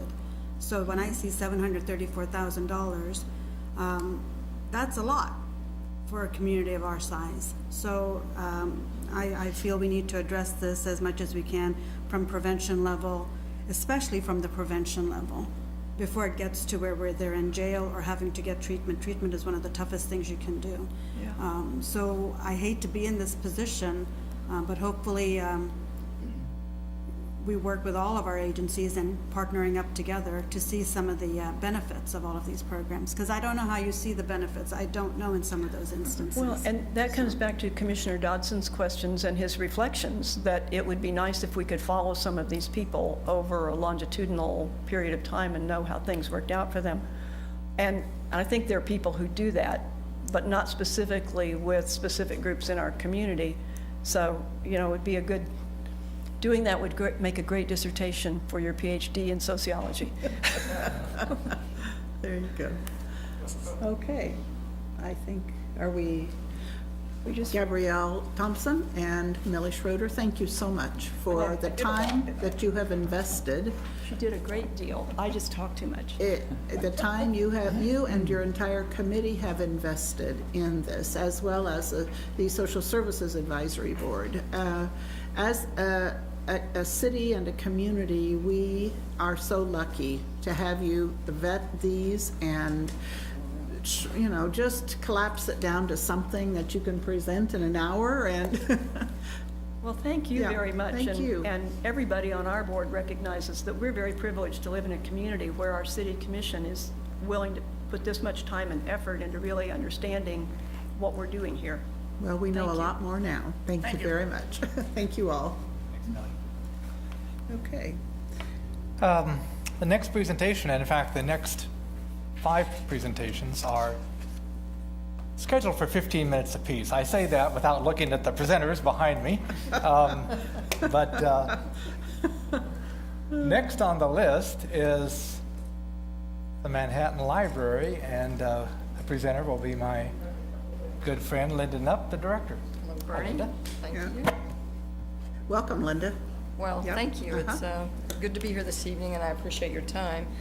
I'd just like to start, I'm Linda Knupp, Director of the Manhattan Public Library, and I'd like to start by recognizing the board members. We have 2 with us tonight, Bill Lansdowne, our board president, and Carolyn Elliott, who is also on our board. But our other board members include And Elaine. I serve on the board too. So I'm Yes. sorry, you're getting to that. You're I on the think. list. Okay, I better So, declare. It includes Mayor Linda Morris, Elaine Shannon, Vice President Carrie Spencer, Stacy Kohlmeyer, Tyler Darnell, and our newest member, Medat Marcos. So, to start, we have 4 sources of revenue in the library, and the general fund is 72% of library revenue, and of course, it is the primary source of funding for the public library. And it funds our basic operation of services, including facilities, salaries, collections, equipment, utilities, and all the building maintenance and repair of the building. So the $2,687,800 that's budgeted for 2019 is a 3.4% increase over 2018, or a dollar amount of $91,800. And it includes the second year of 10 years payment on our expansion bond. Now, the projected mill levy impact that I have on these slides has been updated by the city, and so it's significantly lower, which is a good thing.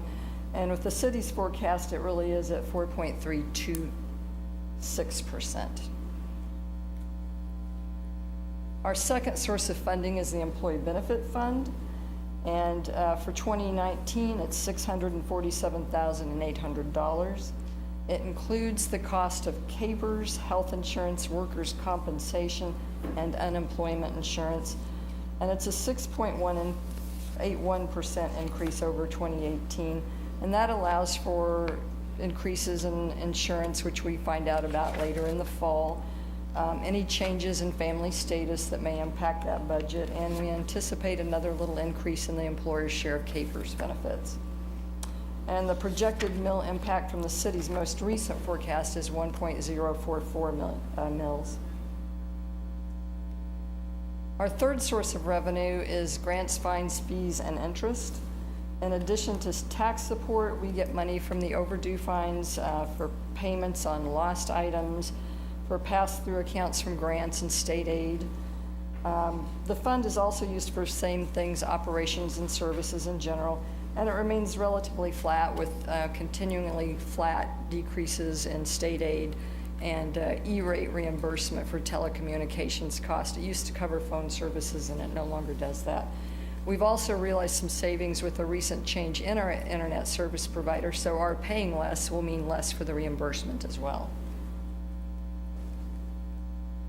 Our endowment account is 6% of our revenue, and contributions from the Manhattan Library Foundation is included in this, as well as gifts from individuals. And it supports collections and special projects. The foundation is currently funding a remodel on the second floor of the library, which will include a teen area, and it will be complete this fall. Funding from the Manhattan Library Association, the Friends, supports all programs and events, and thanks to the hard work of many dedicated volunteers who manage a used bookstore year-round, an annual sale, and a membership drive. In 2019, the foundation is going to distribute funds for development initiatives to increase giving and support for future facility projects and update functions of our integrated library system for the efficiencies and the services that technology can provide, both to our patrons and for funding efficiencies in the future. The library and the community are really fortunate to have these dedicated volunteers who care about the library and library services in Manhattan residents. So the total mill impact in 2019, by my earlier projections, was 578, but it'll be 537 using the city's more recent projections. And so the line you see on this chart is going to flatten out, both the total mill line and the very hard to see dotted trend line. So the budget will continue to remain under 6 mills as it has for many, many years, at least 20 in the history that I've gone back and done research on. So in summary, the library continues to be a hub of activity for everyone in the community, and people of all ages, interests, and backgrounds can connect to the wider world of information with access to collections of print and more digital resources than ever before. Over 827,500 items were checked out in 2017, and we issued 5,000 new cards last year, and currently have over 38,000 people who are active library card holders. That means they've used their card in recent times, so they're not just sitting there. We clean those databases up. Children and families particularly benefit from fun and educational programs and activities to encourage early literacy and a lifelong love of reading.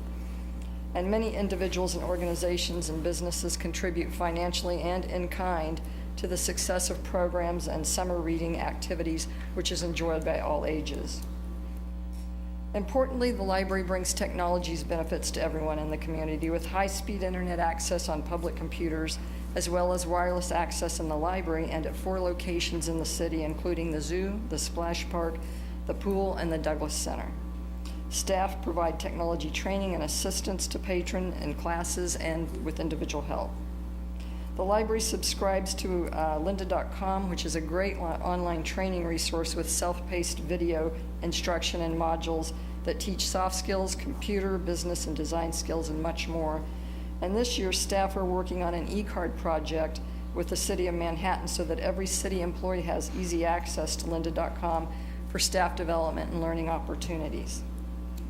We also have a new creation station that has the Adobe Creative Suite software and is available to anyone who wants to explore design, filmmaking, web page creation, or other creative endeavors on that software, which is not always widely available to people. Everyone's welcome at the library, and we continue to see an average over 1,000 people in the library every day, even with access to so many digital resources.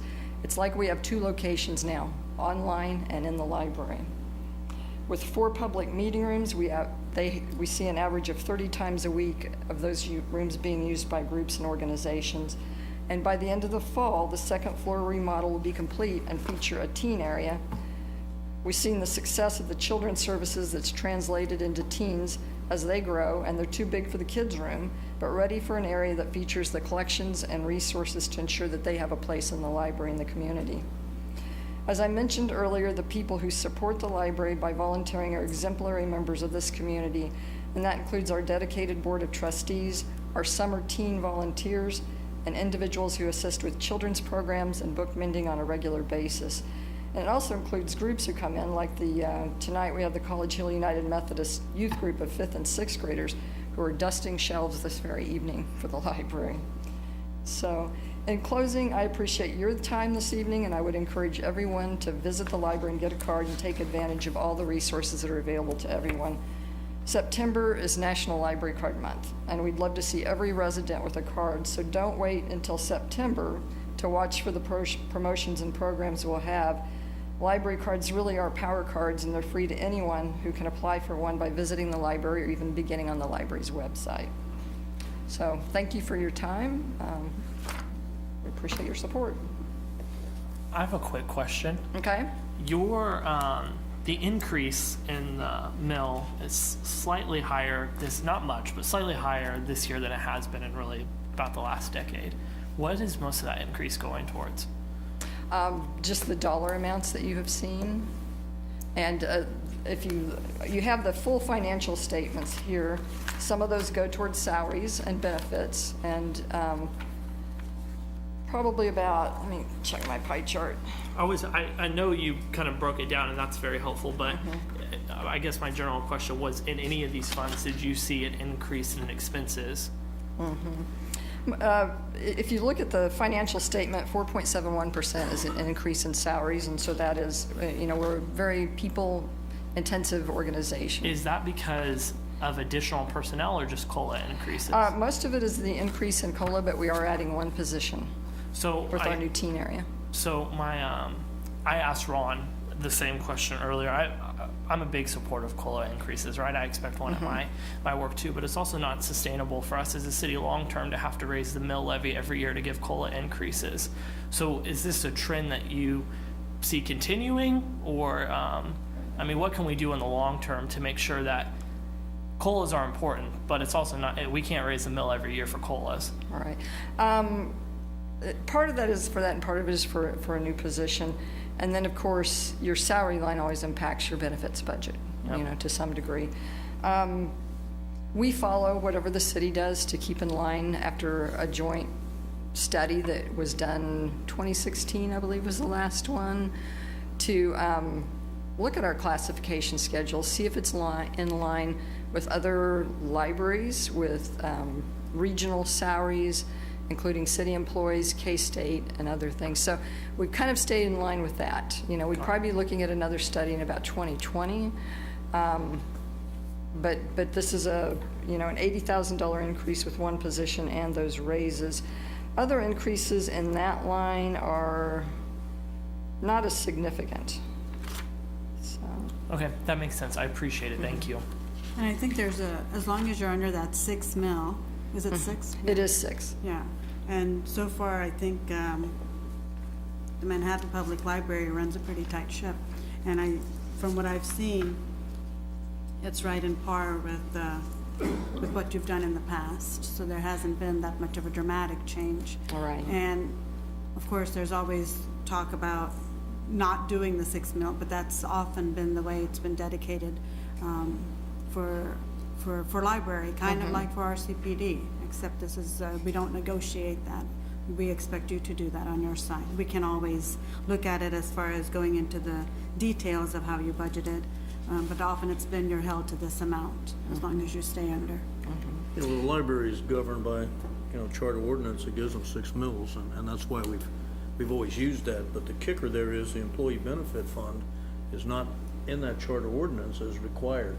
So Commissioner McGee's question was a pretty good one, because if the COLAs outstrip that, then legally, the library could spend more than 6 mils, which is why I've always advocated that we change the charter ordinance to actually reflect what we've been doing the past 10 years, which is make it so that the employee benefit fund is part of that 6 mils.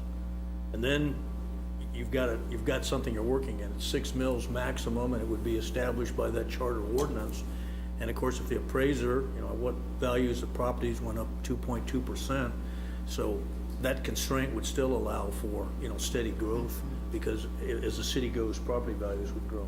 But that's my understanding of it. But I echo what Commissioner Reddy said. You've done a great job the past 10 years keeping it under 6 mils. 20. 20, okay, well, I've been here, not that long. And I appreciate that, and I hope we continue on that trend. Well, the board is very mindful of the constraints and the commission and all of the competing needs in the city, and we can do it. And like I said, with the support of our foundation and our friends group, that has made a tremendous difference. And if the foundation can grow its source of funding, they distribute more. 5 years ago, they were distributing around $40,000 a year for collections, and now you see that's up over $200,000. That's a significant amount of work on the part of that foundation to collect gifts and invest those for an excellent return to citizens. And that's a volunteer board, so. Are you able to join the city in insurance and health programs, or do you have to keep it separate? We do participate in the city's self-insured pool. Okay. So that helps knock that down from what it might be otherwise because of the size, I assume. Yes, and it greatly benefits us to, be able to rely on the expertise of city staff to manage all that. That would be a huge expense for us to have to deal with finding and assessing our insurance and doing those contracts, so we get to participate in the health fair and all of those benefits thanks to city staff for providing that. Thank you. I think as most people remember, the COLA increases for the past 3, 4, 5 years, well, actually since the recession, have been extraordinarily low. I mean, we've been in the 1 point or below 1. Been 1.1, 1.5. I remember years when they were going up by 3% or more, so COLA increases do cause quite a bit of a bump. Linda, I just want to say, in the age where there is so much going on digital-wise, technology-wise, some of the smaller libraries are having a hard time functioning, and there's always this myth that because there is so much technology, people don't want to use hard copy or come to a library anymore. But I like to see that you're averaging about 1,000 people a day, and every time I go there, it's very busy.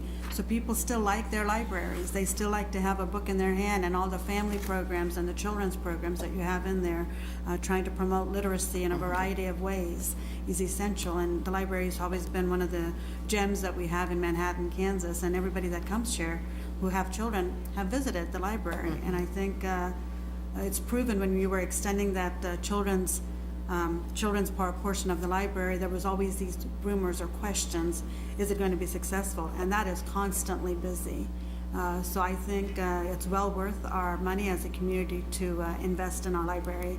And you have a great foundation and a board that also gives the has the right appropriate vision for the public library. So Yes, we're very grateful for their support and for yours.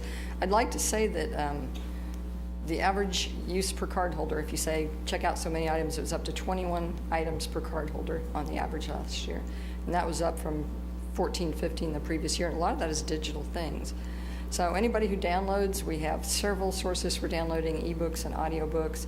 You really should check it out. It'll save you money. You'll be astounded, and you can find something good to read any time of day or night.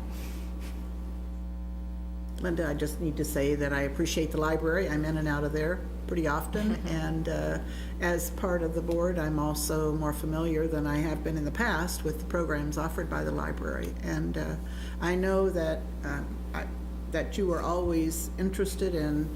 You were showing us some pictures of the new Wichita Public Library at the board meeting the other day. before the meeting started. And it's just a spectacular place. So I know that you're trying to make our library as wonderful as we can make it. So thank you very much, and thanks for your presentation this evening. Okay. Thank All you. right, thank you. Bernie, was that 15? Oh, you did great. Thank you. Our next presentation will be the Flint Hills Area Transportation Agency, and Ann Smith is here, the director. You know how to run this, I think. Okay. Good evening, Good everybody. evening, Ann Smith. Hi. Hi. I just I just want to give you some updates Yeah, on some thank you. things for you. Some of this you may have already seen at a variety of other meetings, but I kind of want to bring it together for you this evening too. Just as, this is kind of my touchstone. This is our mission statement in one photograph: to provide to the Flint Hills region the highest quality public transportation services. Full buses, riders going where they need to go, and needs being met. As a brief reminder, this is our service area. We have fixed routes, not just in Manhattan, but also in Junction City, and we now go as far east as Wamego as well. And we have limited services on Fort Riley. Just kind of a brief sort of look at our ridership. We have it broken up between our rural programs and our urban programs. So that's where you see 5307 is our urban program, 5311 is our rural program. So that's basically anything outside of Manhattan is rural. And this just gives you just a brief snapshot of FY17 for you. And how are those numbers looking so far in 2018? I know from the MPO, when we got our reports, there were some areas where there was drop-off and other areas where there was some increases, some significant Sure. ones. So how's it looking year to date?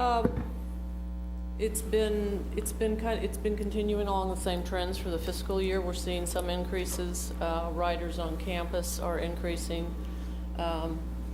We have seen quite a bit of increases actually in our Junction City fixed routes as well. So the trend is kind of continuing the same way it has been for the whole fiscal year. We have seen ridership impacted by the decrease in enrollment at K-State. FY14 was kind of our peak, and as enrollment has declined, our ridership, we have seen that suffer along with everyone else in the community. So, but we have services on campus that have increased quite significantly.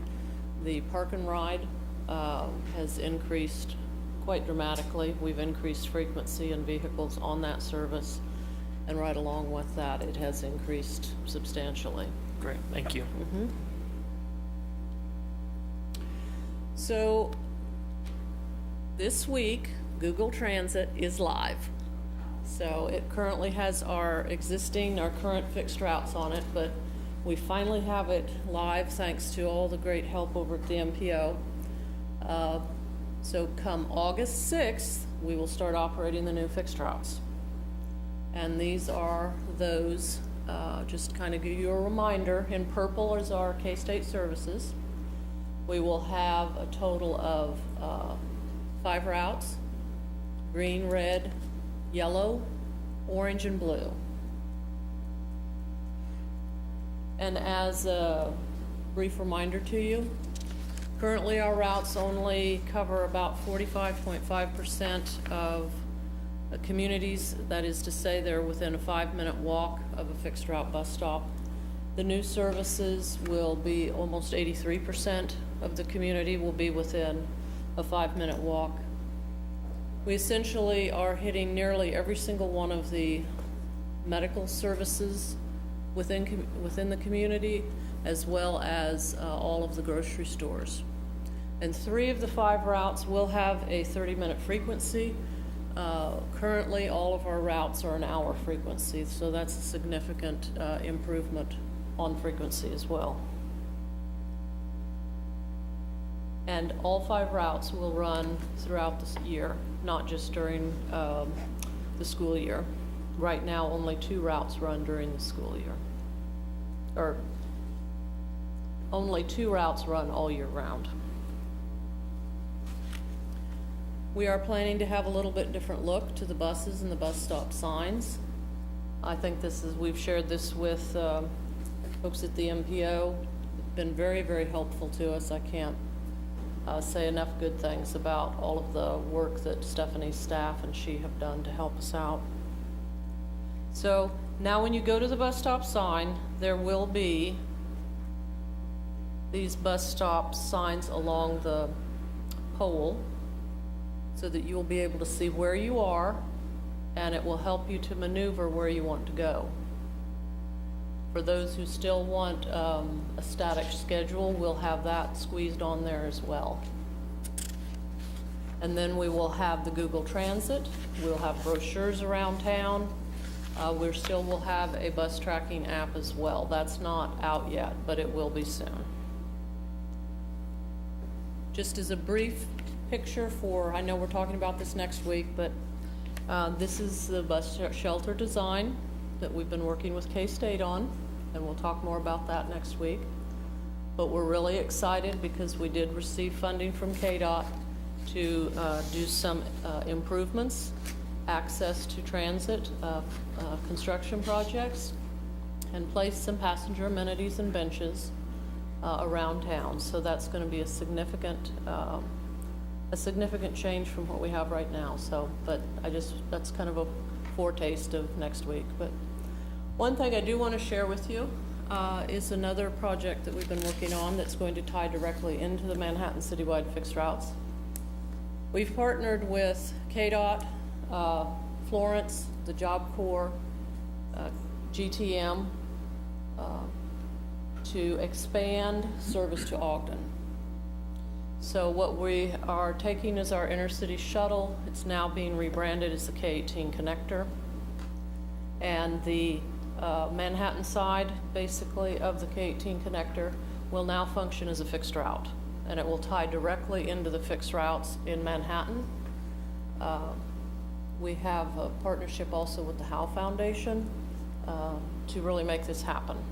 So this is I think a much needed service to the city of Ogden, and I think it's going to be a great opportunity to help folks who need to get to work out around the airport, and I think it's going to help the people in Ogden as well. So I'll take questions for you. I know that's just kind of a very brief overview, but I also know a lot of you have seen all of these things already, so I didn't want to take up too much of your time this evening. I am pleased that the new route that will start August 6th, right? Yes, ma'am. We have our firm date. Yes, ma'am. Will include the southern part of the city, south of Points. Yes, ma'am. That's just been something that has bothered me, that we haven't been really serving Yuma and the lower income, maybe. Yes. As you know, and even in Northview, the Northview area and the core here of the city. So I really appreciate the improved access that the citizens will have. And I think your statement is that, let's see, here we go. 83% of the residences in the community will be within a 5-minute walk is a wonderful, and I know there's some other areas I wish that we could expand into too, but that's a really, meeting a goal like that is extraordinary, so. I do want to take one brief opportunity to kind of share with you some perspective too. Linda Cook is here this evening. Please. And K-State is our largest local funding source. And we've had a lot of great synergy with K-State, and she kindly offered to speak a little bit about the services that we provide on campus. Thank you, Ann. Again, I'm Linda Cook. I'm Chief of Staff at Kansas State University, and Ann and her team recently came in and talked with our president's cabinet and the dean's council about some of the services that they provide for our students. And I can tell you the students really are in need of the transportation to move them around campus as well as around the community. Parking is tight. If any of you have tried to park on campus, you know it's very difficult to get a place to park. And as the campus continues to grow north, and people need to attend a class that's in the northern part of the campus and then get down to the southern part, there's just not time for them to find a parking place. So more and more students are interested in using the transit system. And also we're finding more students, and as we look to increase our enrollment, we know the areas that we will be looking for students are those that are probably first-generation students, those that have more financial needs.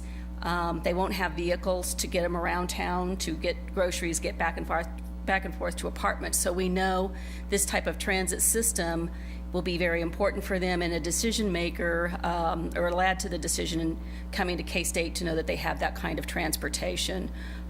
We are making it available so that it's free to students. They're also very excited that they're going to have a bus that says that it's a K-State. It has a K-State branding on it, because some of the students didn't know that they were allowed to ride the buses. So that'll help them identify the buses. They know the routes with this new signage. But for us, it's definitely a plus for students, but not only students, but faculty as well. More conscientious about not driving the cars and using the public transportation. So, and we are the largest source of the agency's matching funding with about $420,000 a year. We think that's money well spent, and we do think it's a service the community provides that we think will help us attract students. Thanks. Thank you. Thank you, Linda.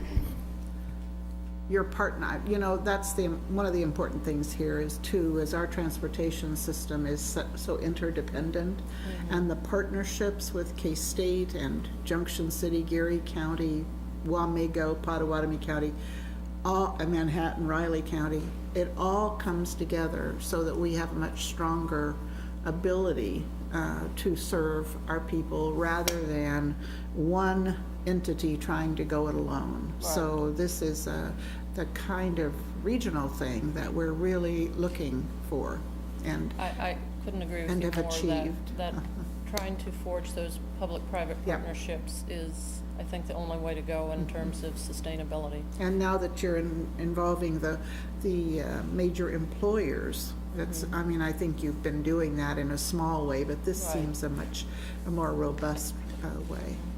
Are there questions from the commission? Just to echo Linda's comments, I went to K-State 2010, 2014. My first 2 years on campus, I regularly rode ATA from what used to be UC, University of Crossings, to my work at the foundation, from the foundation onto campus. And I was a first-generation college student, so money was extraordinarily tight. Most of the time I rode is because I didn't have enough money to put gas on my car.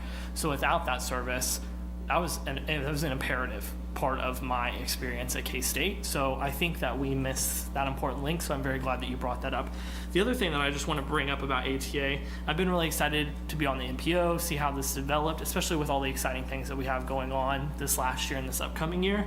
But I've told this story before, but I just want to echo it again.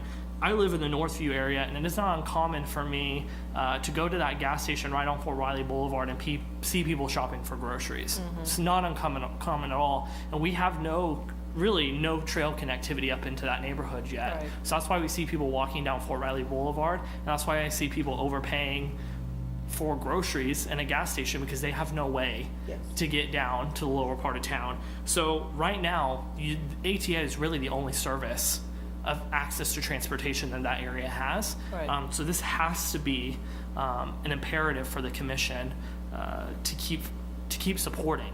And so I thank you for what you do. I think access is increased substantially, but there's still a lot of work that we have to do, and I know you know that too. So I thank you for what you do.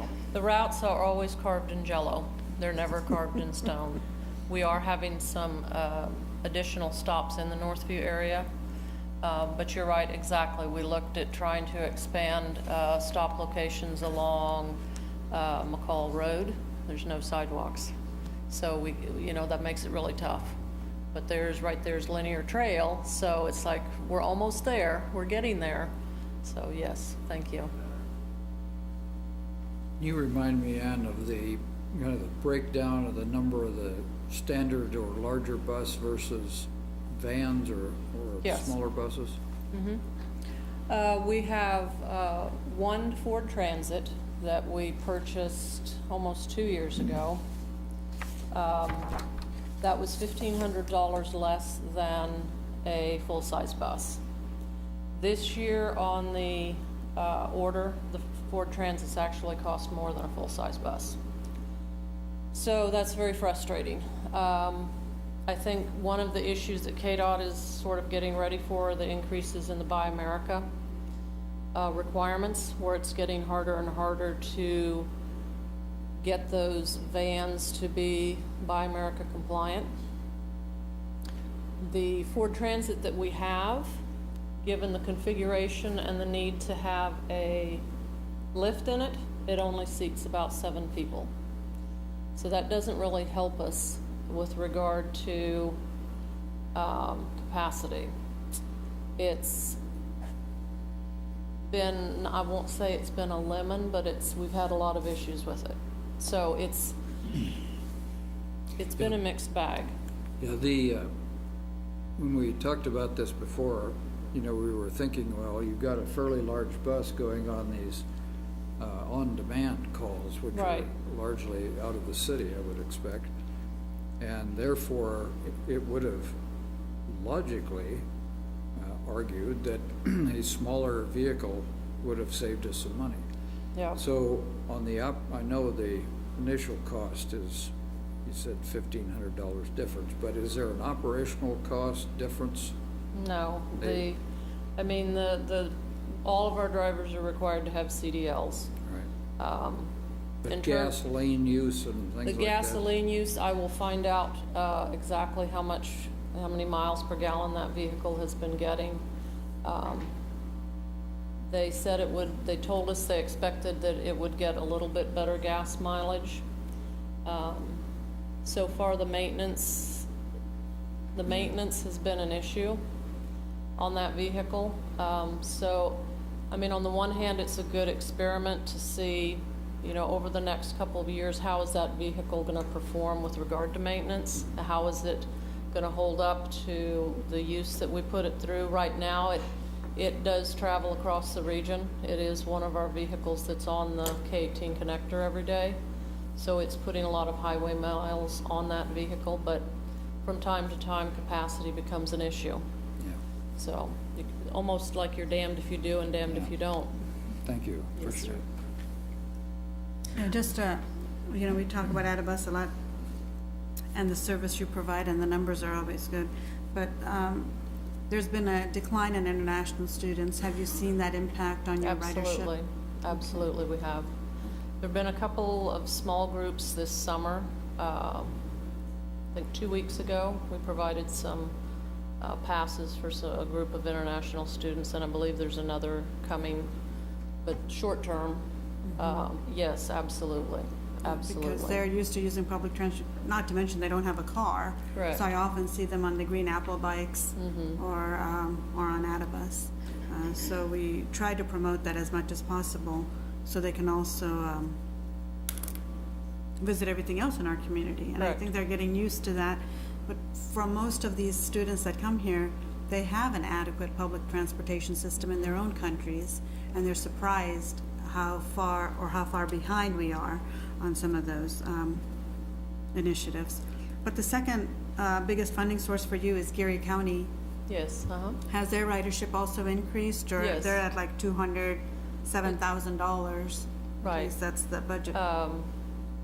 So the fixed routes in Geary County have been running for just right at 2 years. And yes, we've continuing to see increases in ridership. We are going to be partnering this year with USD 475. The high school students are going to be able to ride the fixed route services in Junction City. So they'll be able to go to jobs, they'll be able to go to doctor's appointments, and to no charge of the student. So that's, I think, going to be a really great partnership. We modeled that after a program that Topeka Metro has with USD 501. And then the school district's also interested in, what do fixed routes look like in the future when they move the high school, when they have their new high school. They also would like to, in the future, see the middle schoolers being able to access transit as well. So we're really excited about that partnership as well. Are we looking at something similar with USD 383 for their high school We have not students? had a stop near the high school, but we will, so that is a conversation we will want to engage the school district in. Our work with the 383 to date has involved working with some of their school-to-work programs on a small scale. We used to do quite a bit, though, with the Project Search program. So yes, when we have that stopover at the high school, then we will want to have some conversation with 383. Yeah, definitely. I think that's a conversation that needs to happen. Parking, as always, we just heard like they have 300 spots, but they want to go up to 800. But there's a lot of students that go in and out all day long, especially if they're Right. juniors and seniors. Right. And they often go off to work or other areas, so it would be great, and their parents would probably like it, that they don't have to look at. And that's one of the concerns in Junction City is they have students coming and going all day long. Yeah. I'm glad you're providing that service to Ogden. I think one of the grants they had was specific to where they allocated some money for Adibus money, so they can give money for some of their adults who are learning English to come to Manhattan. Yep. And there was no funding source for that. So a church actually wrote a grant so they can fund that transportation to use Adibus. And I wish we didn't have to be there, because those are the ones that need it the most. Sure. So hopefully all of this will help, and getting them in here and getting them to the workplace to be productive, contributing citizens is what they want to be and is what we want for them. Sure. So, well, thank you for Great. your presentation. Thank you. Thank you very much. I just think this program is delivering for our residents and the area. I'd like to encourage you to continue to work on access to Fort Riley. I think that's so worthy, and I think you'd have increased ridership I agree. to if we were able to solve that. So, and I know you're working on it, and they're working on it, and there may be a solutions one of these days. So, Thank you very much for all the support that you offer and all the work that you do. Thank you. Commission has supported that. Thank you.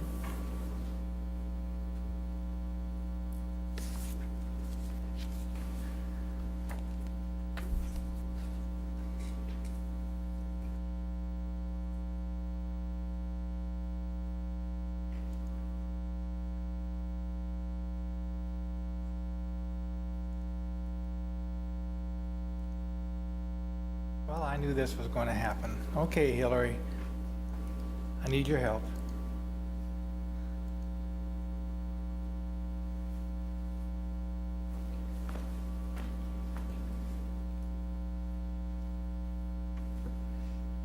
And I just wanted to say thank you for including your audit.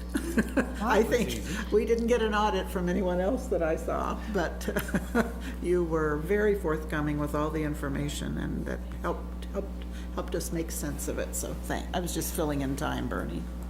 Our next presenter is Gina Scroggs with Downtown Manhattan Inc., and she's brought an entourage with her. How you doing, Gina? I'm good. How are you? Can you guys hear me? I have to stand off to the side because somewhere along the way I dropped all of my notes. So I have to literally look at my computer screen. So my apologies.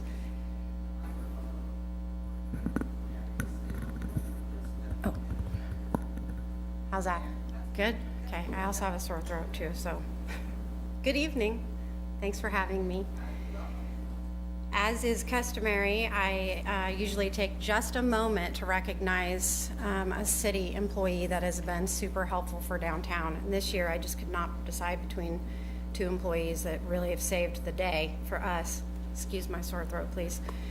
The first being city electrician Dennis Nelson, who during Christmas, the holiday season, which is basically 6 to 8 weeks long, and also during our Third Thursday events, literally lit up points for us. We had some issues with our electrical, and he was a phone call away, and he was there within 15 minutes on every occasion. So we really, really appreciate him.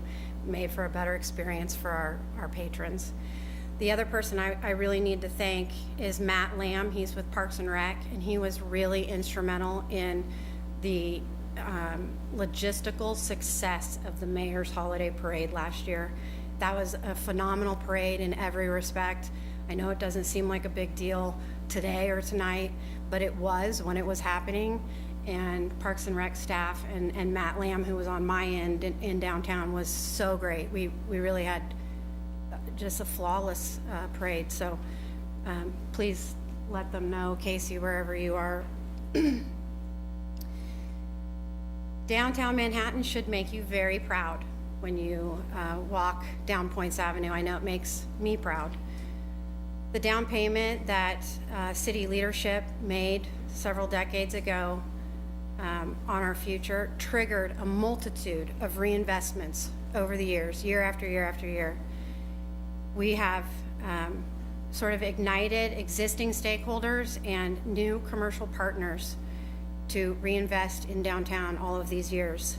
And this is really evidenced by numbers: consistent new business growth, steady job creation, thriving downtown-centered events, and purposeful building renovations. We're in a unique situation in the historic downtown where we can take existing buildings, which is so important, and repurpose them and turn them into beautiful spaces. And we have so many examples of that. I have several board members here this evening that are going to that actually have examples of that. They're going to speak to you on what excites them about being downtown. But we really are in the midst of actually realizing the vision that was set forth 30 years ago. And I like to remind you all of that because I think it's important to look at where we were and where we are today. I truly believe that downtown stakeholders, DMI, our membership, our board of directors, has worked with you all and every commission to protect that nearly $300 million commitment to redeveloping downtown all those decades ago. Our members have had an influence in preventing urban sprawl, enhancing our local and regional appeal by offering unique retail and dining, filling our second floors and peripheral office spaces with technology, legal, engineering, and other vital service businesses, protecting the mall investment, and reinvesting in the downtown by developing and restoring buildings to create new spaces for new businesses, and that creates new jobs. The success of our growing downtown can be measured in the jobs, the marked growth of property tax and sales tax collected, and the occupancy of our leasable commercial space. Since June of last year, when I was last year talking about these numbers with you all, 25 new businesses have opened. That's a net gain of 6. 6 existing spaces have expanded to larger square footage, and in nearly every one of those instances added employees. And our commercial occupancy is at a steady 96%, where our density is awesome right now. People live in downtown. We have loft spaces, we have apartment buildings. Someday I'd like to see single-family homes be a part of our downtown footprint, but for now, our unique loft spaces and apartment living is right at 98%, which is awesome. We've got people living, working, and enjoying downtown. Let Working me ask you a downtown. quick question on that, Gina. The Yeah. 98%, but is there a potential, I don't know what's in the upstairs of most of the buildings, but is there a potential for a lot more development in the upstairs to expand the capacity? Or I is think it so. already- I believe so.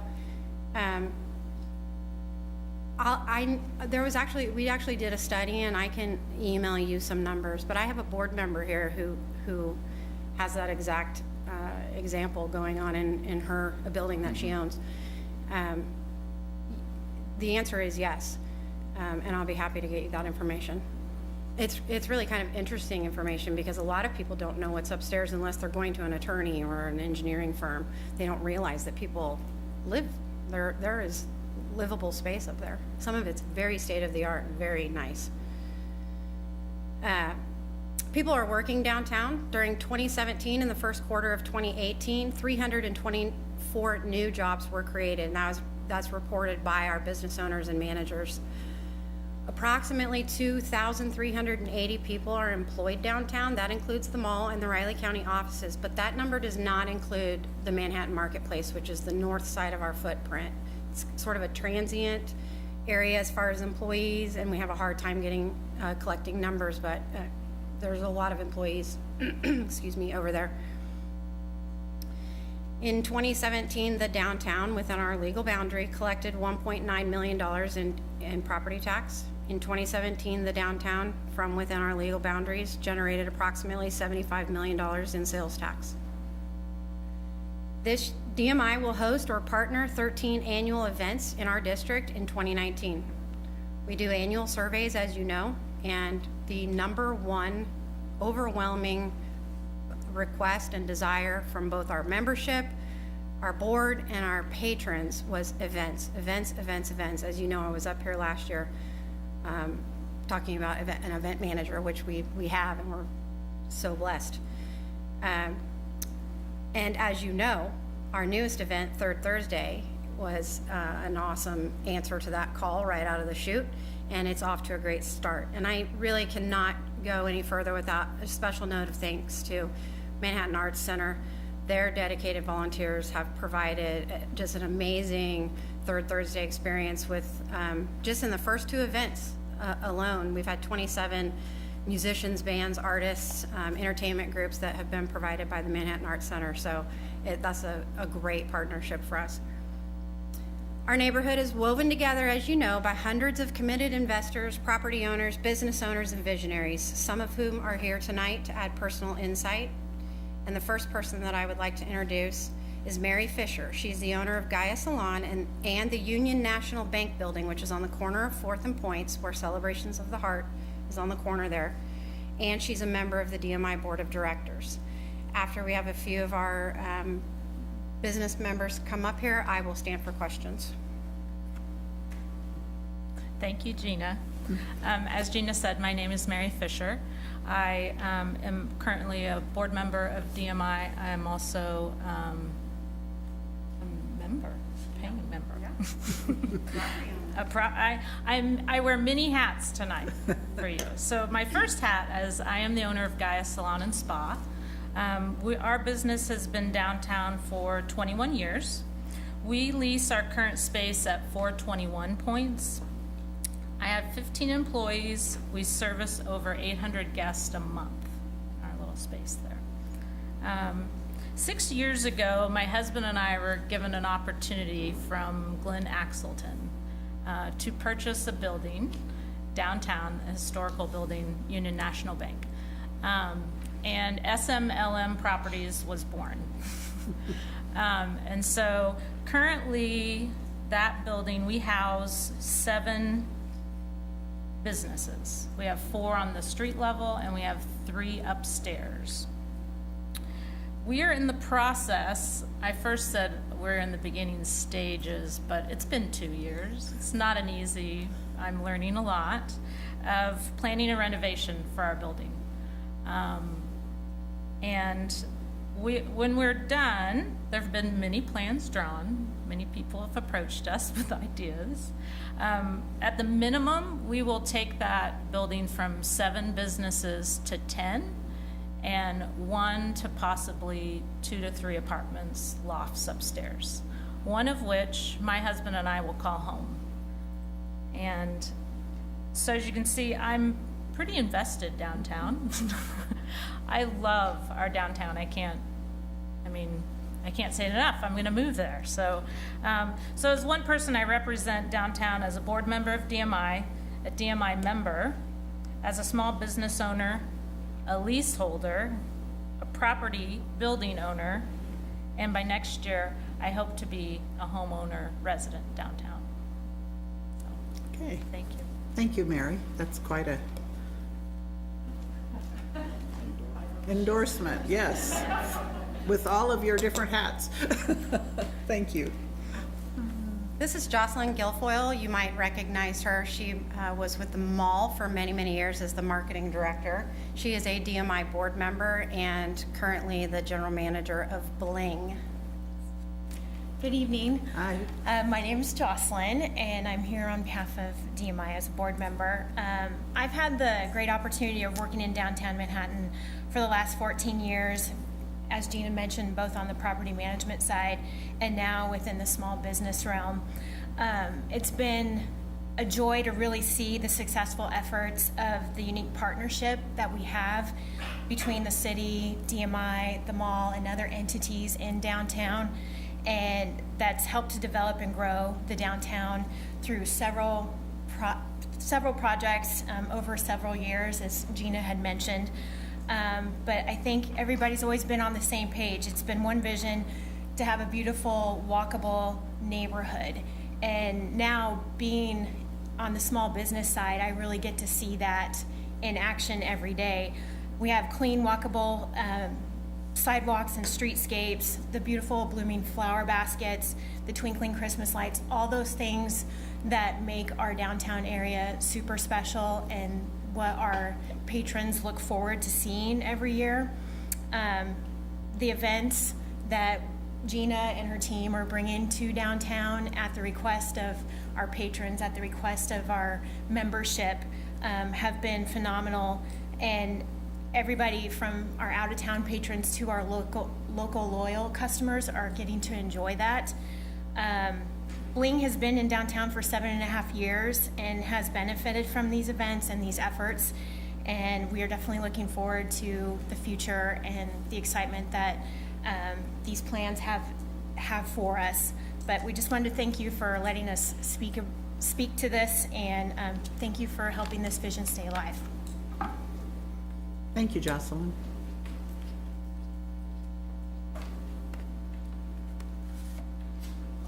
This is Lindsay Huffnagel. She is the owner of the boutique and one of my favorite success stories because she started in 1,500 square feet.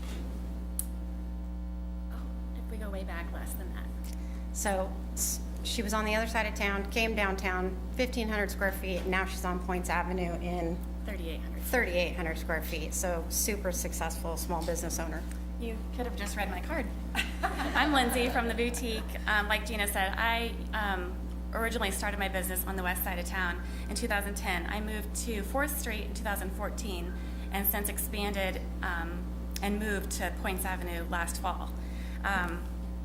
We're thrilled to be in downtown. We've been thrilled with each of our moves to 4th Street and to Points Avenue. I've always been drawn to the diversity and the culture and the community of small businesses that we have downtown. We enjoy being a unique shopping destination for our locals and our out-of-town guests. We also embrace the variety of events downtown hosts that bring the community together. I'm so happy to be a part of the revitalization of the downtown shopping district. Lindsay, thank you. And next up is Adam Payton, who will kill me for saying this, but seriously, my right arm for many years, former board president, has been on our board a long time, owner of AJ's Pizzeria and Hilo in Aggieville. Take it away. Again, my name is Adam Payton. I own AJ's Pizzeria and the building at Third and Points.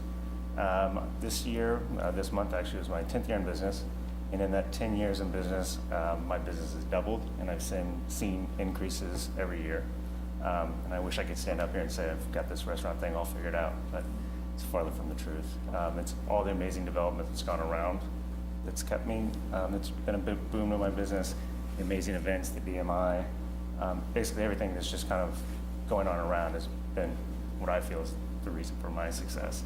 One of the things that I grew up in a town that the downtown wasn't supported. They kind of forgot about their downtown.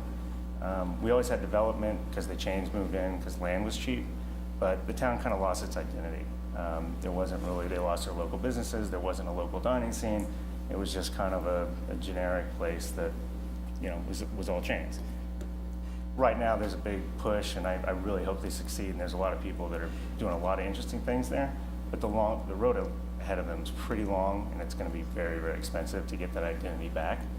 One of the great things we have in Manhattan through past city support is we have that identity. We have a vibrant dining scene. We have activities that make this a great place to live. So hopefully with this continued community support and your guys' city support, we can continue to keep that identity. So, thanks. Thank you very much, Aiden. Those pepperoni bricks y'all make is a service to this community. So I just want to thank you for that. Do you all have any questions?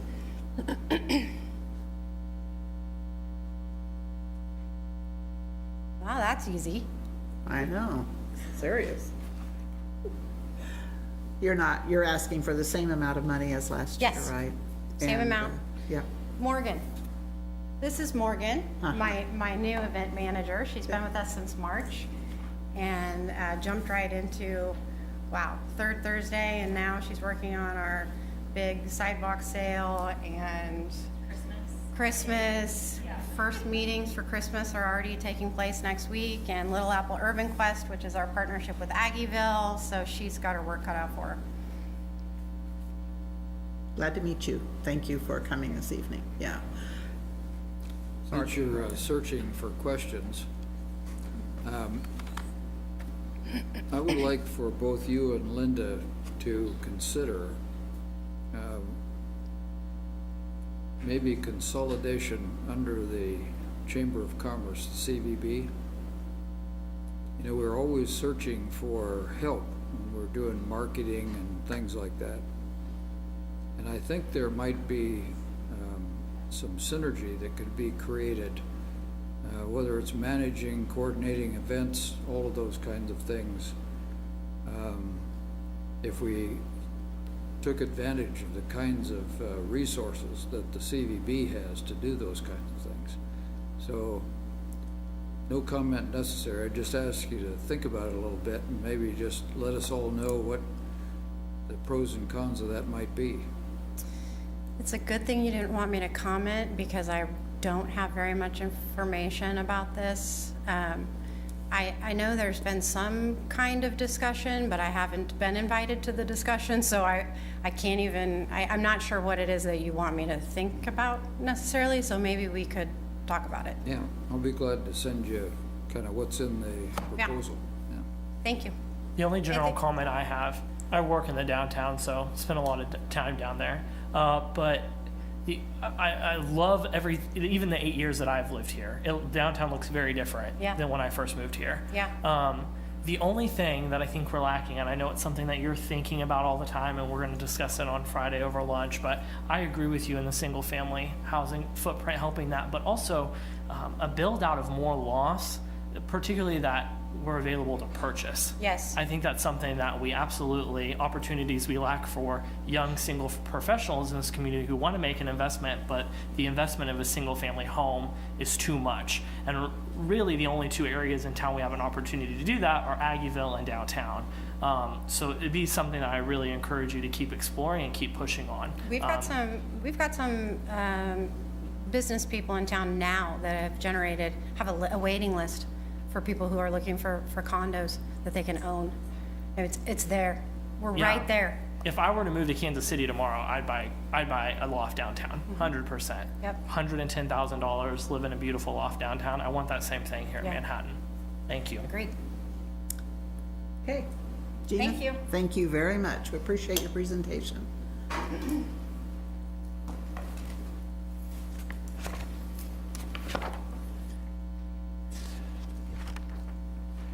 Next presenter is Brian Niehoff, who's the board president of the Manhattan Arts Center, and I think that Penny Simpson is gone, the director. Penny Simpson is out of the country. I will not try to do her British accent, sorry. You don't want that. Can't come up with that. But yes, I am Brian Niehoff, and I'm the president of the board at the Manhattan Arts Center, and I will also point out Rebecca Gould back in the back row back there. She was the former president of the board and one of our longtime serving people here. Just so that I realize you guys have been doing a great job. You haven't taken a break yet, and I'm amazed that you've been sitting up there for this time.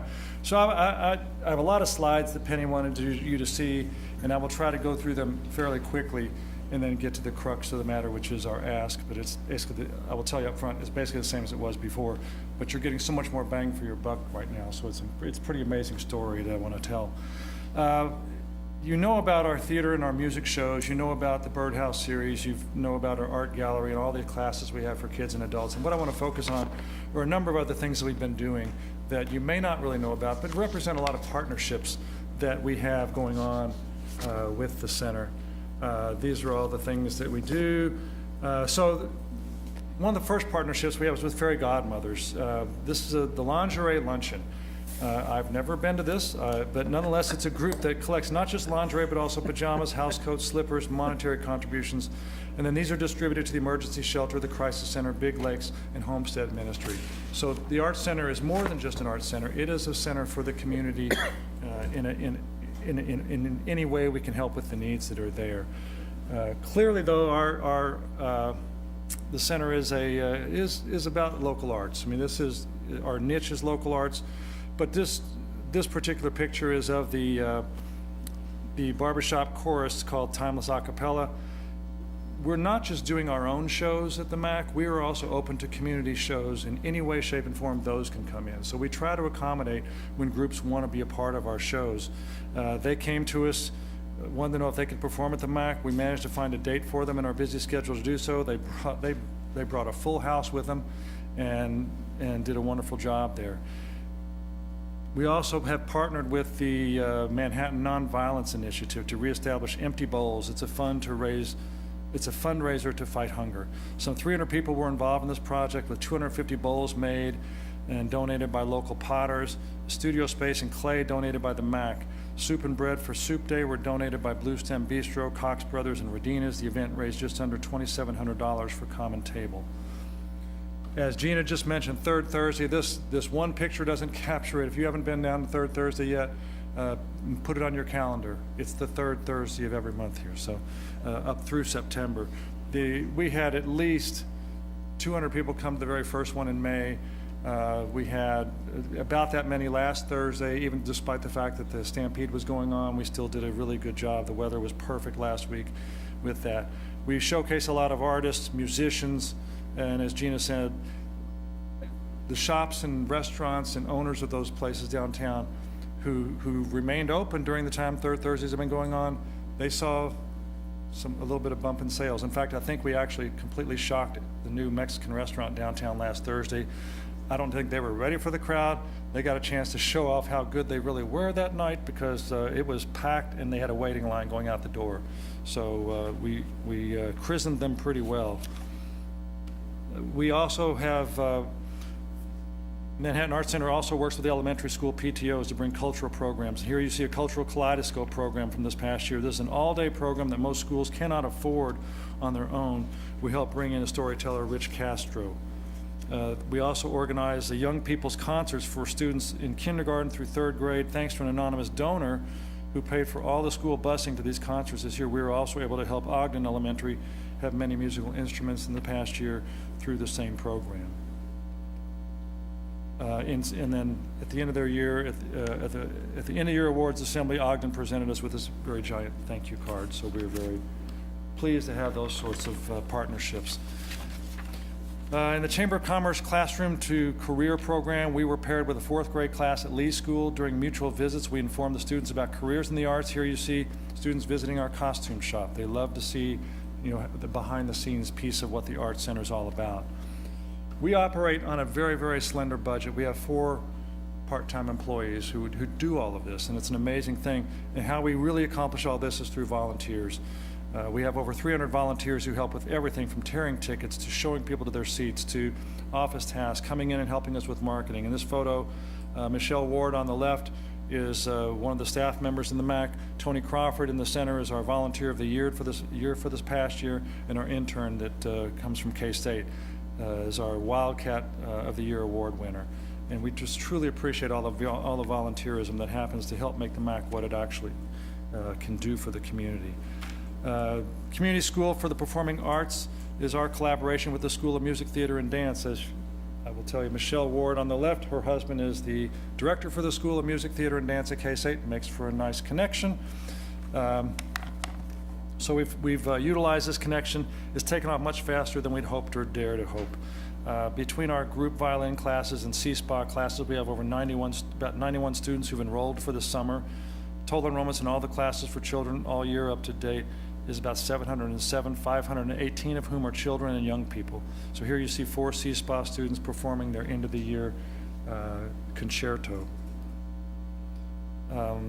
Last year we agreed to hold the annual exhibit for the K-State's Masters of Fine Arts students' work, initially for 5 years. This gives community members a chance to see their students' works and benefit them in a wider approach. We also we also agreed, this is some of the work from the fine arts students, sorry about that. The one back a minute ago was another C-SPA student who was also represented the MAC of the Flint Hills Discovery Center. We operate this through, thanks to the YES Fund, scholarships are available for school-age kids taking classes at the MAC or through C-SPA. This past year, we also got into the film arts. We were able to purchase a camera, and we were approached by a host group who wanted to start making films. You probably may have seen them around town doing little shots here and there in various places. Again, partnerships. We're trying to just open up all the opportunities we can for all kinds of arts. We are a member of the Arts and Humanities Association of Manhattan, now with 40 members. They meet monthly, 10 months of the year. We are also part of the I-70 Theaters, which is regional partnerships. We work with Wamego Columbian, Abilene Great Plains Theater, J.C. Hoover Opera House in Junction City, and then the Salina Community Theater. The group meets approximately quarterly, and they talk about ways of doing mutual promotions. So we try to get as much bang as we can for every single buck we obtain.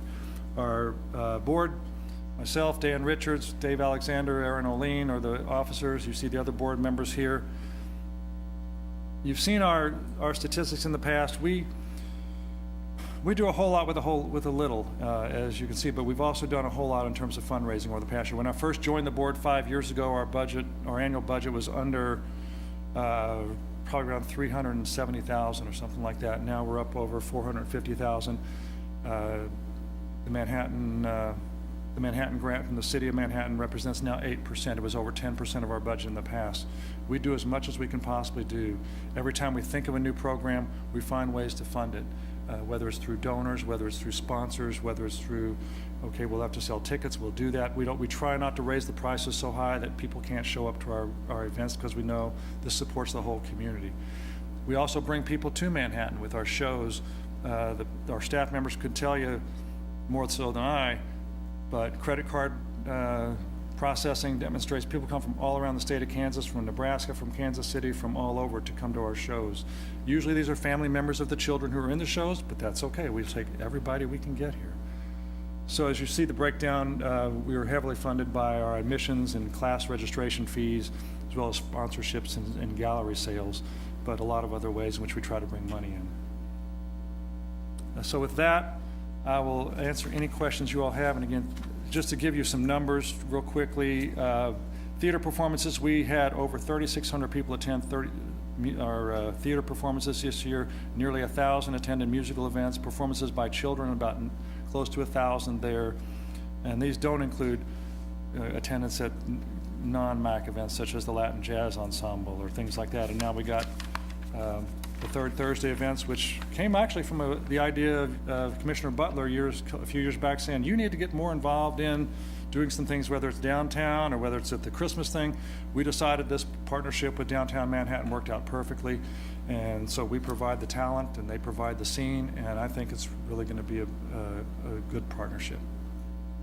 So any questions you all have? I just want to applaud the MAC for, and I'm glad you mentioned it, the amount of time you guys put into development work to help fund and bring us all of these programs. I know from experience you've been able to build a lot of great partnerships with local businesses, and then even just the memberships and Friends of the MAC, like that's a lot of, I see the time that you all put in to make sure that those revenue sources are steady and growing. And that's important. That's really important. So I know that any city money that goes into the MAC is, you guys are putting in tenfold the effort and, you know, your development work that you're doing. So I just wanted to applaud you for that and thank you for mentioning it. Thank you, and thanks for mentioning Friends too. This is a program that we've had a goal of trying to increase our Friends, although we've been told by McCain that we actually have almost as many friends as McCain has in terms of Friends. To be a friend of the MAC, it's $25, and yet the average donation of Friends, I think if we do it, it's something like $200 a person. So we get more than the minimum in terms of Friends. I just want to say that when we have any budget discussions about the MAC or anything of that sort, I'll refrain from that discussion and recuse myself when necessary, so there's no conflict. Any other questions? I don't come as often as I should to some of your productions. I enjoy them every time I'm there.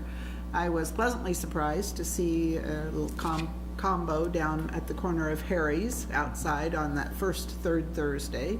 And I think I saw another, anyway, the artists that are there, whether it's painting or music or is We had just. cloggers the other day. We've Yeah. had, who knows what we're going to get in the future. We got a But lot of ideas. It's giving you some great visibility, and might be okay to put a little sign that says Manhattan Arts Center. It's on the ads. It's Little on all the- advertising. It's on the bling that's out there. We're working with downtown Yeah, to of course. to find other Yeah, ways too. All right, are there other questions?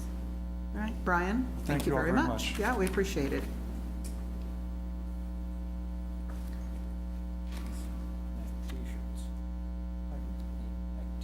Oh, that's a thought. And our last presenter, and thank Linda for sticking around. I thought, initially I wasn't sure she was here. I looked out in the foyer and finally saw her, and I thought, well, if Linda doesn't show up, who better to talk about Aggieville and all the attractions than myself? I'm down there a lot. So Linda, I'm glad you're here. Linda May is the director of the Aggieville Business District. Well, they were here earlier. Cheryl was here. Okay. Thank you, Bernie. It worked out. I did not have to send smoke signals from Peru, so I am here this evening. Good evening. I am Linda Mays. I am the director of Aggieville. Thank you very much for allowing us to present this evening on Aggieville. First and foremost, Aggieville is kind of the heart, I believe, when you look at Manhattan. When people come back alumni come back, they go to Aggieville because that's where they visited when they were in college. We get the college students, we get the locals who come out during the summer because the college students are gone. So Aggieville has a very large beating heart, and it is very much alive. It is not just a bar district, but it is an entertainment district where we promote people to come early and stay late because you get an array of attractions. So this year, our board met and we put together some strategic objectives for 2019 and some goals that we want to meet. And under those, our 4 objectives are landscaping, cleanliness, events, and communication. Those 4 tend to be the biggest, not issues, but the biggest things that we have to overcome and work on to make Aggieville what it is and what it is going to become. Events. We all know Aggieville has a lot of events, and one of the things that we talked about doing was kind of cutting back on the events a little bit so that we could refocus and make our events even bigger and better. Our events in Aggieville are destinations for all ages. For instance, we do a Trick or Treat the Ville that is open for the kids, and we get probably 5,000 kids that come down through there. I know my office spends about $900 on candy, and we still run out every year. We also hand out apples and oranges, which, believe it or not, the kids actually get really excited about those. So we work with Hy-Vee and US Foods to bring those in. One of the things that we talked about was how can we grow our events? How can we make them more efficient, better, bring in more people, and kind of refine them? You know, at one point, Little Apple New Year's Eve was huge. We had an amazing stage. We had all kinds of bands come in, and we were really spending a lot of money on that. And so we kind of wanted to look at that and see how can we re-hone in on that. And for that, what we did was we took it back a little bit and we made it into a more family-oriented and fun. We use local bands. We want people here in Manhattan to see their loved ones that perform. We want, it's a great destination, and we still get 5,000, 8,000 people come out. Even this year when it was -2 degrees, the mayor was out there standing on stage, so she knows how cold it was. I think our band member couldn't get through a song because it was so cold, but the streets were packed. It was amazing. So that's something that we really want to look at and kind of rehone how we can and be more efficient on that one. The proverbial fake Patty's Day that everyone loves so much. I know this is a topic of discussion many times over, and fake Patty's Day can be something absolutely wonderful if we take the time and make it that way. I've spent a lot of time this year researching how other cities do events, cities small, similar to Manhattan. For instance, I spent some time in Norman, Oklahoma at their music festival and saw how they do that. And they started out much like the Fake Patty's Day, and the event that they have today is amazing. So I'm kind of excited to see what Fake Patty's Day will become. And I talked about Trick or Treat the Ville, and it's also the homecoming, so that's where a lot of the alumni come back. And so after the Trick or Treat, the kids get done, they have the homecoming parade, and then they have the band that comes through, and it's just a great fun time for everybody.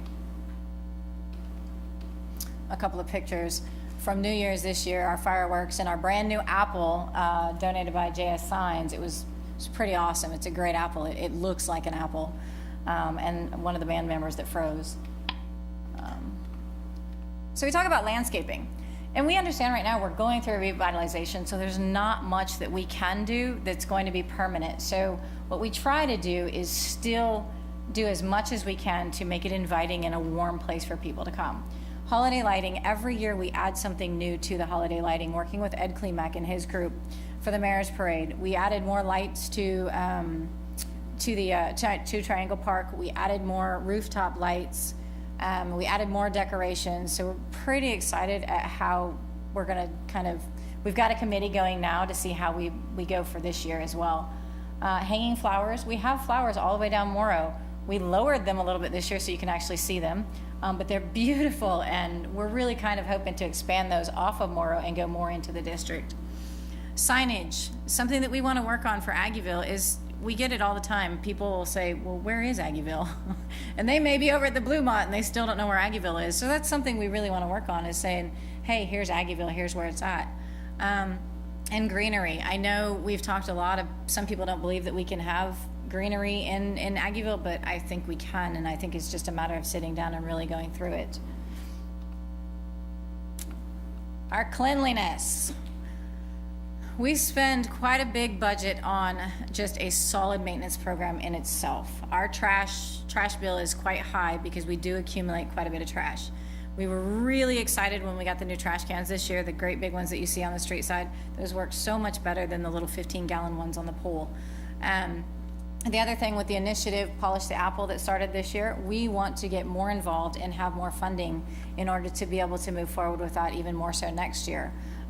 This year, there were a lot of buildings that were painted. There was trash that was, the dumpsters and stuff that were cleaned. We did a lot of alley cleaning. And we started a research program on how to figure out how to do kind of like an organized trash consolidation. We don't know if we'll be able to get into that before a revitalization happens, but it would be really cool if we could figure something out for that. What does that mean, consolidated trash collection? So right now, each business has their own dumpsters, or they share dumpsters with each other. And the problem that we run into is they often can get full, especially after a weekend. And then we have 17 dumpsters around, or not dumpsters, but trash cans around the Ville. So we're looking at how could you have maybe 4 quadrant places with trash that people could dump their trash with, recycles, and just a dumpster, so that you can eliminate majority of the personal dumpsters, and you just have those 4 points that you would work in. And I think it would eliminate some of the additional trash that we have throughout the Ville. We don't know how that exactly works or how it would look. We've looked at different communities that currently do that, but their program has been in place for 20 years, and so they've kind of mastered it already. So our communication plan, again, we're working with, obviously, the city on our Aggieville revitalization and working with Olson and Associates, so that's coming along nicely. Public awareness. We're trying to reach out more to the public and let everybody know what Aggieville is and what it's about, rather than what you may hear about Aggieville. The other thing that we do that's really cool in our communication is that we work with K-State. My office is completely ran by interns, other than myself. And so we have a really good partnership with K-State that brings in different interns every year. We have one of my interns, it's a great story, just accepted a position in New Mexico in a small town of like 850 people as their director.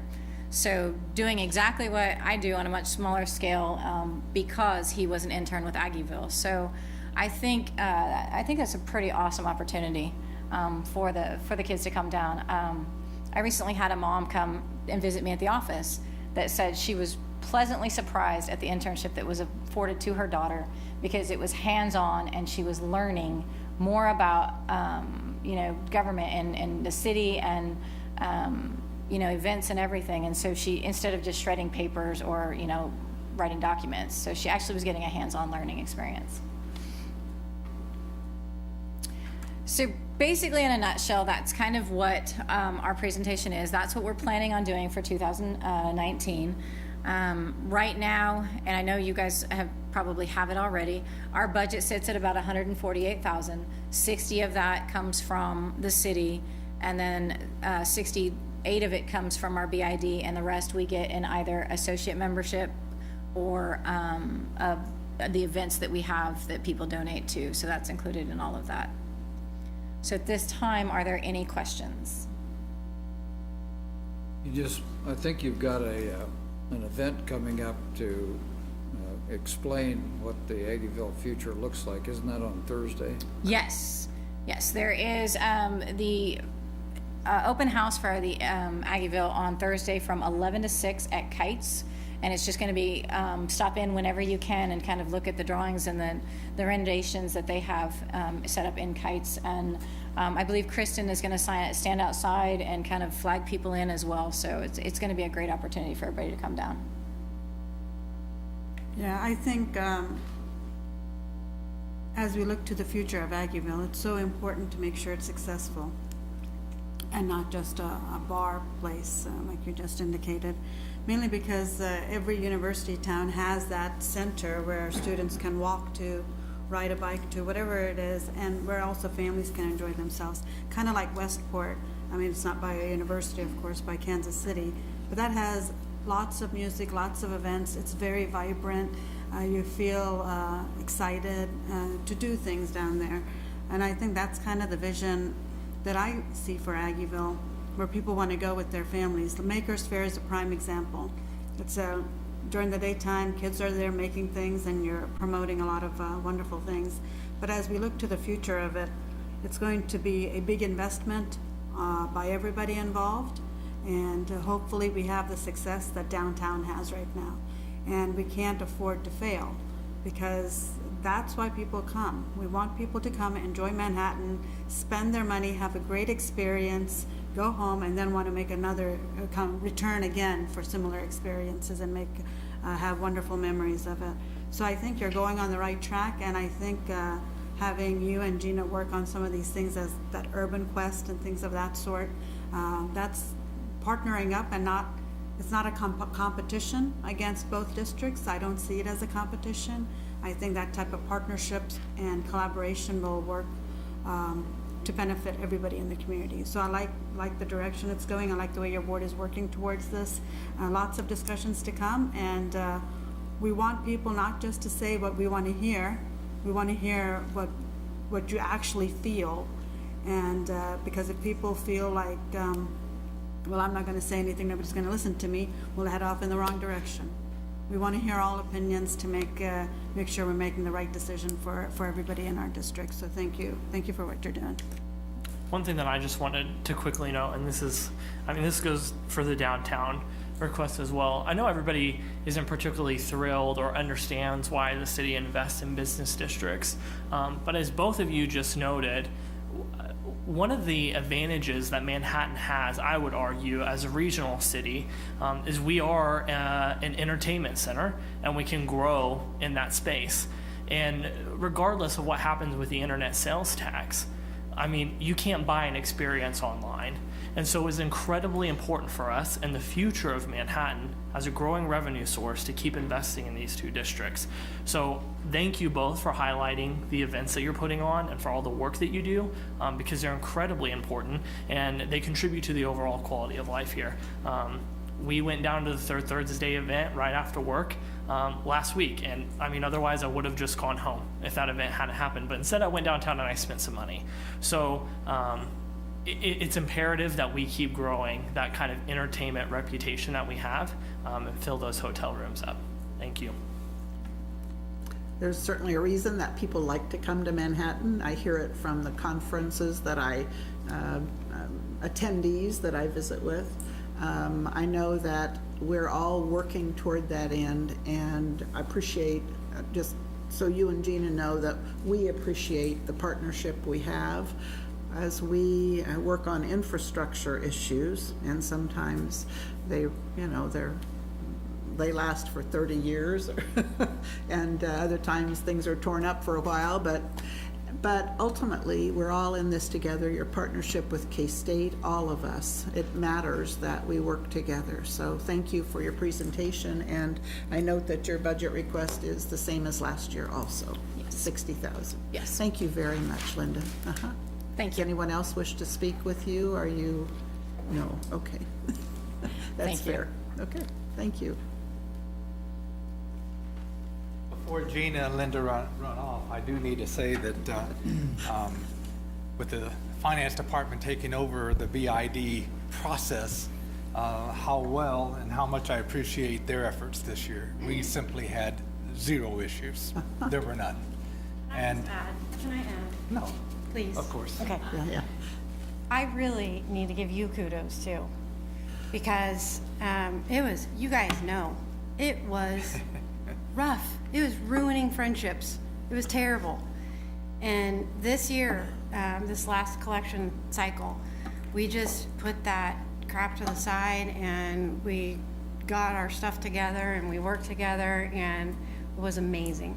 So thank you. Thank you, Gina. Yeah. Thank you, Linda. And Bernie, thank you yes. very much for working with that process. I think this is the second year that the It finance is. office has done it. And so whatever it is, you've figured out the right formula, the Yeah. right combination. And so we're happy that Gina and Linda are happy. Well, I visit downtown frequently, and I went to Aggieville, and I went early, and I stayed late, so And the business. it all worked out. And the businesses are happy. Yes. And the invoices are getting paid. I They mean, are. this is a good thing. Commissioners, I would encourage you again, I know we have our next 4th budget work session on July 10th. In the interim, I know that Ron, as the city manager, is more than amenable to hearing from you. We at the finance office as well. So if you have questions, if you need information, please let us know, and we'll get that to you right away. So July 10th will be the fourth budget work session. And if we need a 5th, we do have that scheduled already on July 24th, 2 weeks after the 10th. So keep it in mind and stay in touch, and we'll get through this process as best we can. Thank you, Commissioner. Thank you, Bernie. Mike? Bernie, before you escape, Sure. you know, we've talked about this kind of flat spot, if you will. And what all of us are kind of searching for is some way to be predictive about the future and when things might start back up or maybe not. And so I would be interested, when we have folks present things to us, oftentimes they have some data in there. So when President Myers came and talked about, the North Campus corridor, when we talked about Aggieville, what we did internally and with the folks in Aggieville, when we've talked about INBAF, all of those have predictions about how many people and what kind of revenue we might expect and those kind of things.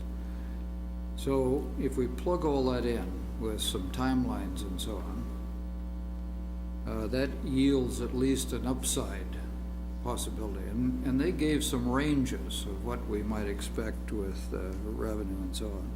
Then there's some other interesting pieces about, even though it's an indirect impact, the growth of Blue Township and what's predicted there. We don't know much about internet sales tax change, but we can make some predictions on that. So what I'm saying is, you know, you kind of make a timeline and you plug some of these things in that tell you within some kind of a range what might happen on the upside.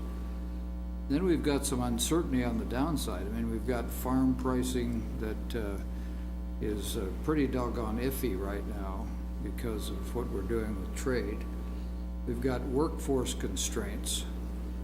We have the Kansas legislature and what they might do with tax and thereby revenue that supports the kinds of things we need to do inside the community. And now we've got, you know, have to revisit the school issue. So, you know, when you look at all that, and you might make some assumptions about maybe, Linda, what you might expect for KSU in the next 3 years or something. So the reason I say all that is if we've got a flat spot and we have some confidence of what might happen to 3 to 5 years, then we need to continue to make investments, even though it hurts. If we don't have that kind of confidence, then we have to take another tack. So that's the kind of thing that I would like to see to get some kind of an assessment about the next 3 to 5 years. We can provide that, Commissioner, and I thought that was well stated. It's exactly our concern as well. Where do you get that, Bernie? Well, I don't know that we can put that is a lot of that is out there, but I guess, Mayor, my concern, and you heard me say this earlier, is that we look only at what's being proposed for next year. And we say we simply can't have a 2 mil increase in the general fund. And the outcome, and I think the position you put your city manager in, is to make some decisions that are probably going to be far more reverberating, that will carry through to 2020 and 2021 and beyond, that may not help us reach some of the things that Commissioner Dotson just mentioned as potential growth areas. I don't know how we put that all together, Mayor, but we can certainly try to address this as we move forward in the final stages of the 2019 budget. I think there are some predicting entities out there at different levels. We might have to put it together, but I think that that's what we would be interested in. Sure. Not just tonight or 2 weeks from tonight, but some analysis of what the future could bring. Sure. And as Mike stated well, that's something at least I have always been interested in, is that kind of futuristic approach. So anyway. I think one of the things, and I talked to Ron briefly about this, but I think the thing that I need more than anything is what are a couple of scenarios of what it would look like if we didn't raise the mill. Yes. So you talk about the consequences of it, but I really don't fully understand the consequences. And if I don't understand them, we're definitely not communicating them to the public. And I know that's somewhat hard to do because you're looking into the future a bit. So I know it's not going to be exact, but just what would a couple of different scenarios look like with no mill increase? We will definitely have those on July 10th. I appreciate that. Thank you. Of course, my take on this is still, I don't want to see us go to 50 mils. I mean, to me, that's just ridiculous. And what troubles me is, you know, I look at the appraiser raised the value of property 2.2%. The inflation rate is somewhere, depending on whose data you use, 2.4 to 2.8, but yet our budget's going up 4, 5, and 6%. That's out of whack. And it's just that simple, and that's what's gonna inhibit growth. I hear a lot of people talking about, why would I wanna move to Manhattan and retire here now? When you start adding up the county's levy, the city's levy, the school bond and everything, it gets to be totally ridiculous. And if you own a business in town, your taxes are even higher than the average property owner. I know a lot of the, I'm looking at maybe 11 mills, local government. Now, we're only gonna be a factor of probably 2 of that. So it's not just the city's problem, but it's time for us to be realistic. It's like the presentation tonight that the Special Alcohol Board gave, where people are asking them for astronomical amounts of money. And the reality is, they have a set budget. It's driven by the amount of tax collected. So how can the outside agencies be coming in asking for, $250,000 more than they've ever had to put out? And that's the problem, because, the outside agency's issue is basically you just come ask for the money and you assume the mill levy will be raised. That's why I like the Special Alcohol Board, because can't do that. They can't raise the mill levy. They're stuck right where they are, just like the library. 6 mills, you got 6 mills. You know what it is. Live within your budget. That's what normal people have to do. They know how much money they earn. And we still are not doing that. We need to put these criteria in right on the top in the beginning to say the inflation rate is this, the tax lid is this, and we're gonna live within our means. And that means we gotta say no to some things. And I don't think we're doing a good job of that. I'm not going to argue that point at all. I just want to maybe remind that we, in a Class 1 city, remain at about the center point for both sales tax and property tax. Now, that's not much comfort for the entire state of Kansas if it all goes up together. But when you look back, and you can remind me here, Bernie, when you look back maybe 15 years, the amount of mill that we've asked for has been, it's been up and down. It has. But, we started, if my memory is right, about 138. This is, as Commissioner Butler explained, the combination of the county, the city, and the USD 383 was somewhere 138, 139 mills. And I agree that with the school issue adding, I think it's 7.8 mills, that really makes a difference.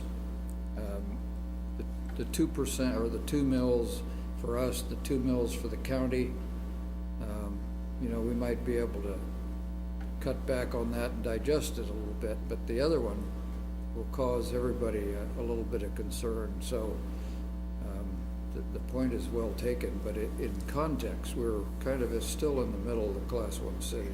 And I want to make a reminder as well that when you look at your total tax bill, what you as a commission, city management is responsible for is about 11% of that total. And that's been fairly consistent. Now, it has raised a little bit in the last few years.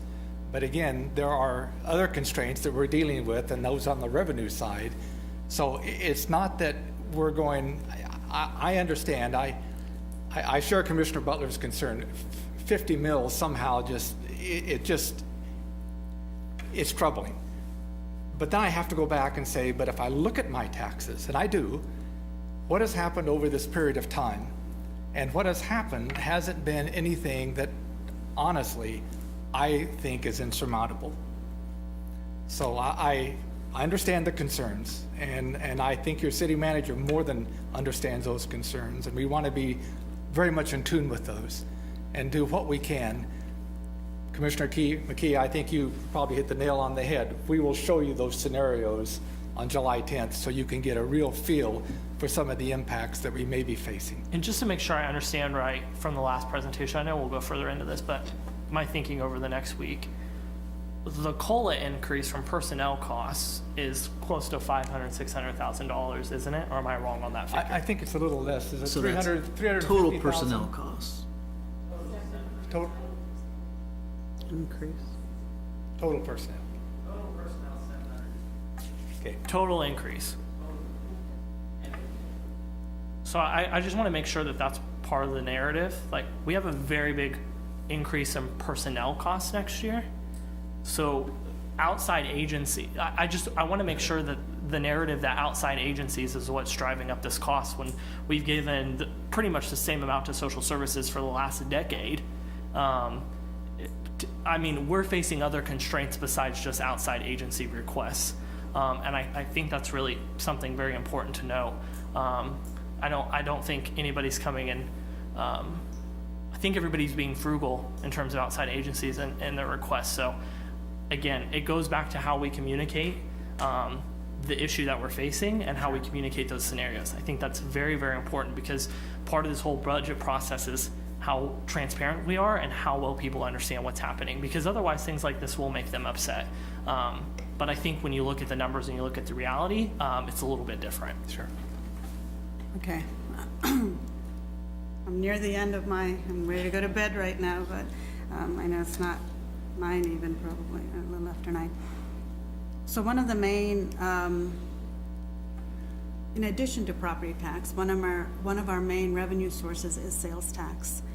And I think since that took a little bit of a dip this year, we have to definitely invest or try to invest with, work with the CVB, Aggieville, downtown, whatever it takes, K-State, to get people to come to Manhattan and spend their money. Experiences, events is what everybody wants, and I think that's something we need to look closer at. Even though there's been a decrease at K-State and Fort Riley coming and going, the sales tax revenue has been impacted. And if we can make up some of that shortfall, we wouldn't be where we are. And people still love to move to Manhattan and live here. The people that live here still love to live here. Nobody's leaving Manhattan either. So I want to see that people are very happy with their quality of life. And when we pass something like the Parks and Rec sales tax initiative for the Seco Parks and the school gyms being expanded, we promise them a revenue source of sporting competitive play. And things like that we can plan from now, because that's the revenue source. If we don't meet those revenue projections that we've seen when we said, yeah, I think this is a great plan, we have to do everything in our with all the resources we have to make sure we have gymnastics, wrestling, whatever sports that Judy Randall, I think it's Judy, that said people want to come and spend their money for. That's why we're building them. So in some time, if they want to have a gymnastics event, that's a revenue source. So we need to start attracting those starting today, not wait till they're after they're built, because those calendars come out far ahead. Economic development. People bought into the GMAP whole project. We have to get behind it and make sure we're getting businesses into Manhattan, and that takes all of us once again. It just can't be the chamber waving a flag saying we want people to come here. I think that we need to all be the ambassadors for Manhattan for businesses to come to the region. Some of the reasons we have social services and special alcohol funds and all of these other needs that we're facing, whether it's mental illness or whatever it is, those budget cuts have stemmed from state and federal cuts. So we have to pick up the tab, which was their goal. Their goal was local government will pick up the tab, and if they don't, too bad. So that's where we're at. So if we have to pick up that tab, we have smaller communities that don't have a hospital or a grocery store or school, and they're migrating into Manhattan, and that's having an impact on our budget. The way I see it in Manhattan, we have a very small middle class, we have a very well-to-do class or above average, and we have a very poor poverty or just making ends meet class. So that middle class is not there, so we're picking up all of that money. So the budget is increasing for lots of challenges that we didn't have much control of. I think as a commission and in previous commissions that I worked with, we tried to work very responsibly with the budget, and I think this commission will do the same. But this isn't just what is the bottom line kind of issue. If we don't pay for some of those social services, we will see them in jail. We will pay for them one way or the other, whether they go to the ER, whether they're doing something other than getting a job. We're going to pay for it one way or another. So we better invest in them while we can at the front end of it. And when you bring those projections about what it's gonna look like for 3 or 5 years. I wanna make sure we have the sporting things also involved in it. What does revenue look for that? What does revenue look for each of those events that are coming in? What are we making? What has been the trend? And maybe CVB needs to provide some of that information where the decrease has been. So that's my take on the budget. I'm not depressed about it. I do think we have to work very hard. The hiring freeze is, going in the right direction with it. We're going to have more conversations, but there's no easy solution. Nobody wants their mill levy increased, including me, so.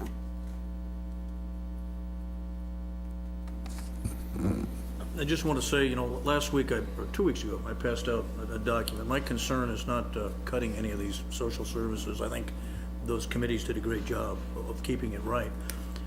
But from the budget perspective, I really think we should commit to, we don't put more than 1 mil of general fund money into the outside agencies. Okay, and of course, sometimes, again, we say communicating, the library's taken care of. That's not, in my mind, an outside agency. It's charter ordinance. They're under 6 mils, they're good. The Special Alcohol Board, okay, is covered, not an issue, okay, for theirs. But what's left then is, you have 1 mil plus you could use CVB money, you could use economic development money to fund everybody else. And what I'm talking about there is Social Service Advisory Board, ATA, the 2 bids, the Wolf House, and MAC. And of course, right now, how do we have that listed in the budget? We have some of them under CVB. Is that both of the bids? Okay, so that means it's not general fund. It doesn't affect the mill levy. Then the other question is, where's the MAC and the Wolf House? That's under TGT. Okay, so MAC's under there, and then what about the Wolf House? Also? Yes, it is too, yes. Okay, so those don't affect the mill levy, which then means, based on what the Social Service Advisory Board submitted, that's under the mill. So I don't have an issue with it, as long as we keep that money that way. And then my only other point on the budget is again, the Economic Development Fund referenced the bond and interest payment on that conference center, which last year we split it across 3, and as I said before, I don't think we should. That conference center was funded through the old Economic Development Program and paid for 100% there, and then when, that ran out, we tapped into the general fund, and it got put on the property tax last year, and I wasn't for that. And I think that we should make that decision up front. That takes care of $500,000 right there. And I know you've got some issues about the tax lid, whatever, but there's plenty of money in that economic development fund to do everything we need to do, and this is clearly an economic development issue. That conference center, it was built for that particular purpose and should be paid for out of that fund and not be on somebody's mill levy. Yeah, I think setting some funding targets has some merit.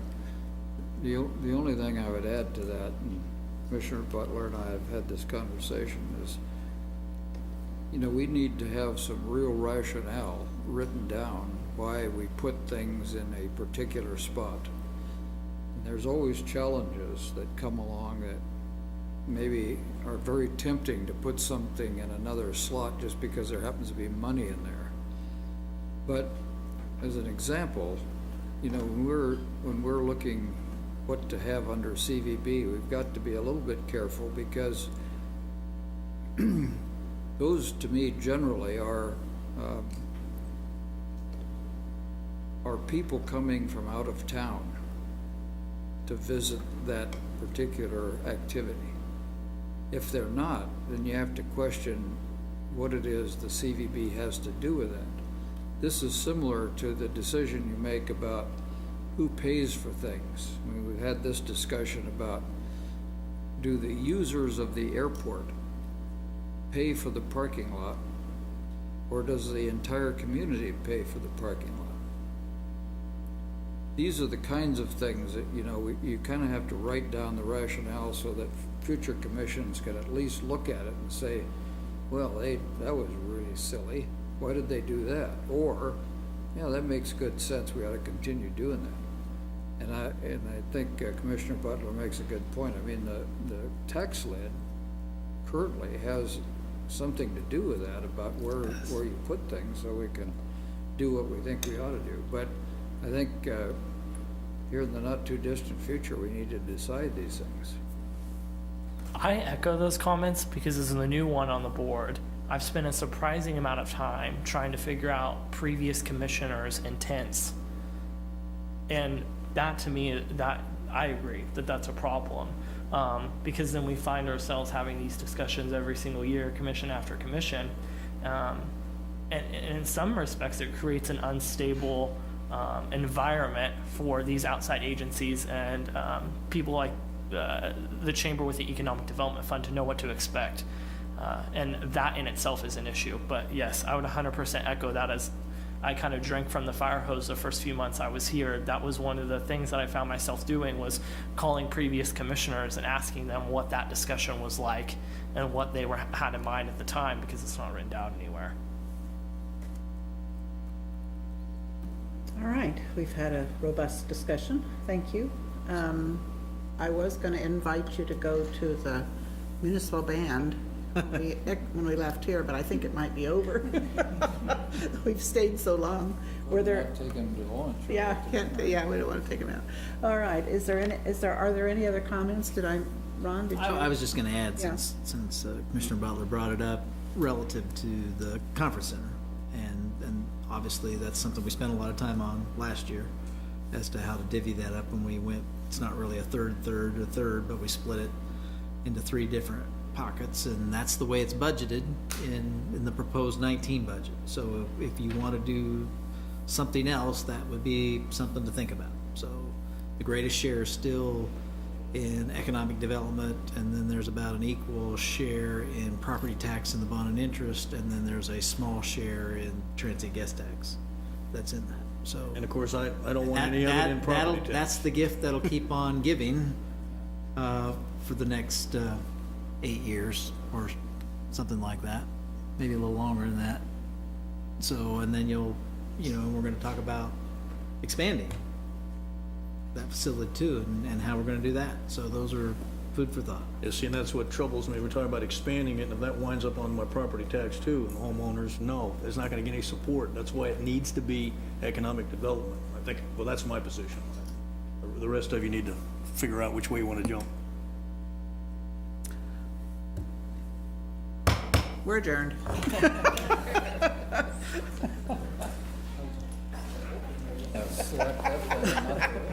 Oh dear, the end.